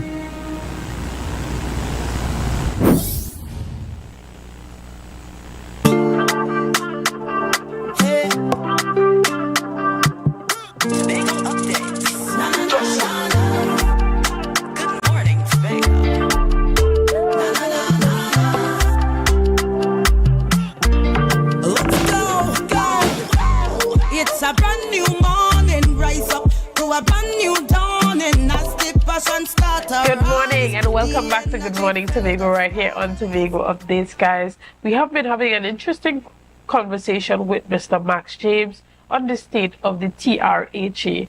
If you do not know, recently we saw the death of a young mother and baby, a young mother by the name of Nadia Shanghai, who died at the Scarborough General Hospital. Now, as we continue the conversation, we're talking about how equipped the Roxborough Hospital is to take some of that weight off of the Scarborough Hospital and allowing persons within that eastern side of the island to receive the type of care that they need within quick time. Mr. James, as we continue, you will listing out a number of facts about the level of preparedness of the Roxborough Hospital to be open 24 hours and service the public. Now, I know you are not the Chief Secretary, but do you have any ideas as to why we haven't seen that, although we have been promised that? There are many times the politics must drive the society in a way that is beneficial to the society. You said people before politics. Okay? And therefore, I expect you to govern that way. No, unless the Chief Secretary is true to his word, right? Unless the Chief Secretary is true to his word, then we will have a problem. This party came into the power saying people before politics. So I don't really care whether they like me or not. The idea is that the truth must be told. And so let's go to fact 5. I'll just repeat fact 5. The operating room is the most advanced in Tobago. And yet, millions of dollars in equipment are in storage. They have consultants training highly in OBGYN, I think I said it before. And they have pediatric consultants and emergency medical specialists. They can do blood transfusions, and they have done several, even for politicians right here in Tobago. Fact 9, the board and the CEO has not given permission to open 24 hours or to do any general surgeries or C-sections. So either what they could come and refute it and say what they have done, or why they're not doing it. But it needs to be done. If they're going to refute this fact, let us hear what you're doing and what are the problems you're having. But we can't afford to have women continue to die in Tobago. You know, a place like Gaza, up in the Middle East, they have several hospitals of just over 1 million people. Several. The interventions must be undertaken to make Roxborough fully functional.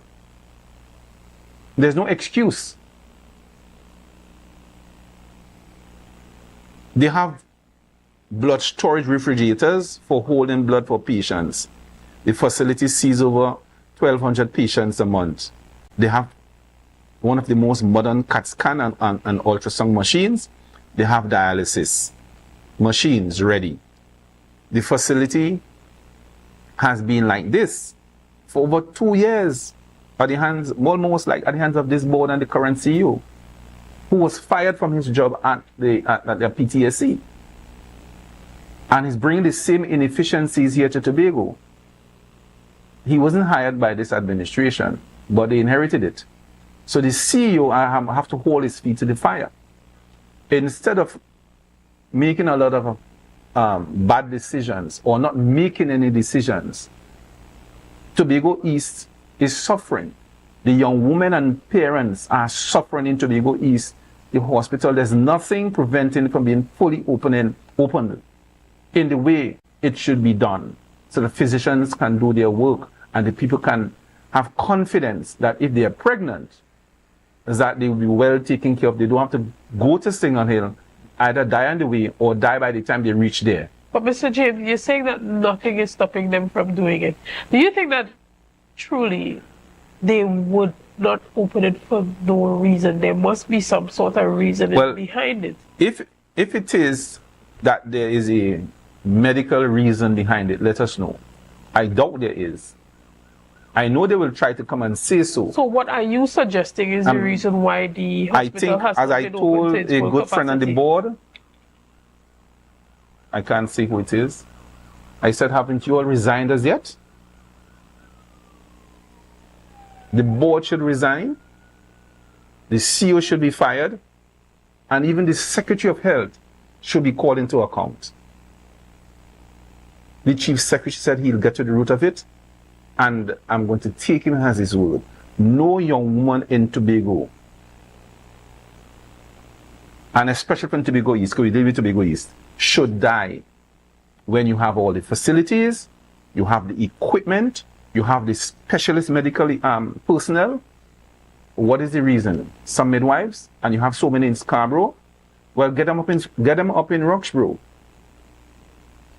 Transfer some of them in Roxborough. And if it is that they had taken these proposals seriously for the establishment of Tobago's Institute of Gynecology and Obstetrics. But in Tobago here, we like to fight on each other. I don't like you, you don't like me, so nothing can be done. Understood. And therefore, the business of the people is left behind in the doldrums and people are suffering. It is time for Roxborough to be fully operational. I'm calling as a citizen of Tobago East. I have 2 daughters, right? I have relatives. But whether I had those persons or not, the women of Tobago need to be protected when they are pregnant. We had a maternal death in Rose Garden from Charlottesville. Nothing came out of it. I remember going with the woman's sister to Port of Spain, delivering letters, writing senior counsel. Nothing. So when women die, nothing comes out of it. And that must stop. So I'm speaking up for pregnant women and families, husbands, boyfriends, who must and should get the proper care. We have the facility, we have the equipment. Let us know what has happened, Mr. Chief Secretary. You have given your word, and I'm holding your feet to the fire. You must set up an investigative tribunal or committee or investigating team let us know what has happened. If they can't find the files, somebody's neck must get chopped off for that. Because I understand what has happened. They begin to hide files and nobody don't know and the whole thing. But somebody's daughter died. And somebody's granddaughter died. And the mother died. And therefore, we have to show a level of professionalism in this country. We have to stop fighting and backbiting each other. But if people have not done their duty, they ought to be dismissed. Understood. Now, another issue that has come to the forefront, or a conversation that's being had in this space, is the status of the current CEO of the TRHA. Persons have raised that he had previously been fired or dismissed from the PTSC. Do you think that this has any real bearings on his current performance as the CEO? Well, in the first place, he doesn't have any training. Training at MPH. He has no, from what we can gather from when you look at the files, he has absolutely no training that should qualify him to act as a function as our CEO. And he doesn't have even a master's degree in management studies, which would have been okay, right? So then you can't have somebody who is absolutely incompetent to be at the helm of our TRHA. As far as I'm concerned, he should have been removed a long time. He was dismissed from his former job and brought here, and this administration inherited him. But clearly, from all the horror stories you are hearing here in Tobago, then he's absolutely, he's overstayed his time. A young lady sent this information to me who was in the medical system. Good morning, sir. Life greatest tragedy. Death of baby and mother. Delay in opening of maternity unit in the Fully Sway at Roxbury do have consequences. Cesarean section and timely surgical intervention for cascading third stage bleeding was a possibility at Roxbury Hospital. So that former person who was in the system is saying the woman was experiencing third stage bleeding, and the interventions for that could have been done at the Roxbury Hospital. It wasn't there for her to experience that intervention, and where she might have most likely would have been alive today. Then she quotes Luke 16:1-12, a profound parable about stewardship come to mind. And therefore, people are tired, they are fed up of inefficiency, backbiting, internecine warfare. I don't like you, you don't like me. They don't like Dr. Duke, they don't like Dr. Singh. They don't like this, and everybody wants to get their way. The secretary must put her foot down. The board should have ensured that the necessary interventions were available and should have been undertaken. And the CEO, he is directly involved in this because he is the chief executive officer to whom the Roxbury Hospital comes under. I hope that there are some players, key players in Signal Hill, who continue to interfere and to look into the affairs at Roxbury. And the secretary and the CEO needs to cut that. Roxbury needs to be autonomous but collaborative with Signal Hill. The Roxbury Hospital needs to be autonomous but collaborated with Signal Hill, and that should be the modus operandi to ensure that both systems can provide the best quality health care for all of Tobago. It is not happening now, and we need to fix that as little while. We can't have people from Scarborough continuously interfering because you don't like doctor. He's a go-getter. You don't like this one. You don't like that. What is that? Keep your personal affairs to yourself. Keep your personal dislikes to yourself. They put this man there, came back from the United States with his fellowship and all his international training, and he has put Roxbury together. You know the amount of people that come from Scarborough up there to get medical care? Because the system up there, it works wonderful. People are happy to come up there. This is the only area that the board has not taken full responsibility for. I do not know, I'll say this, she might be angry with me. Get a proper chairman now. If the chairman is busy with her legal work and she has to function as chairman here, is she too busy? The next thing that they would like to hear, you have a junior doctor on the board, she's junior. Can she really make policy for people like Dr. Singh and Dr. Duke and all these senior professionals? It's not about young people time. Look around the world and see the kinds of people who really run the world and make the world successful. They're not young people. They have their place. But the people who have the wisdom and the experience, I'm not pounding the doctor, I'm just saying she's a professional. But I'm saying in making policy at that level, you need an experienced doctor. Now they will say, well, people don't want to serve.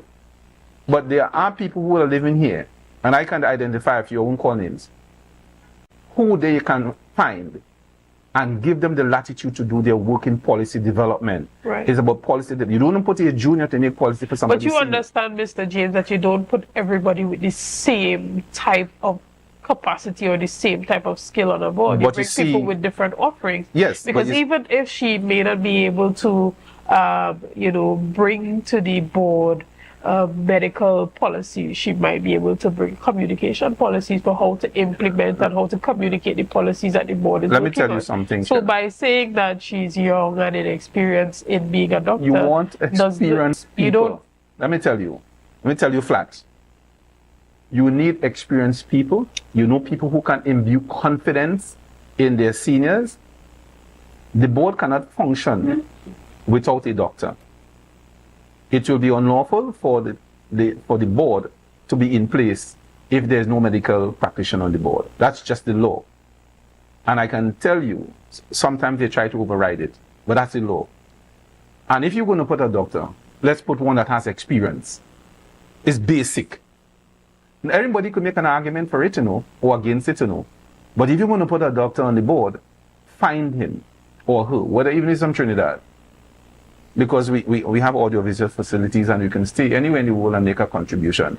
But for goodness sake, find that person. You want somebody so that the policies that emanate and come from the board, they are sound.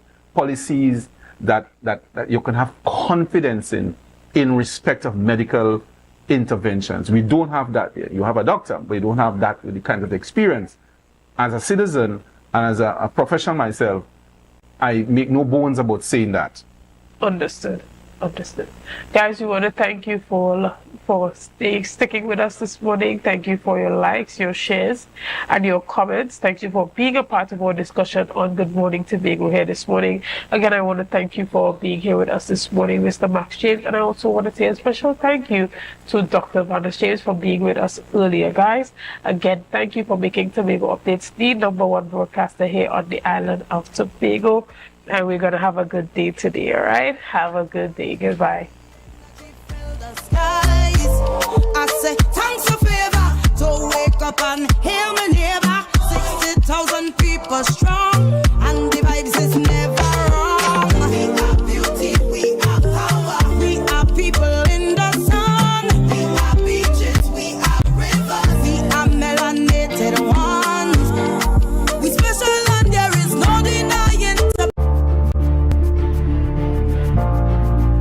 You're viewing Tobago Updates Television, your exclusive gateway to Tobago, broadcasting the beauty of this island paradise to the world.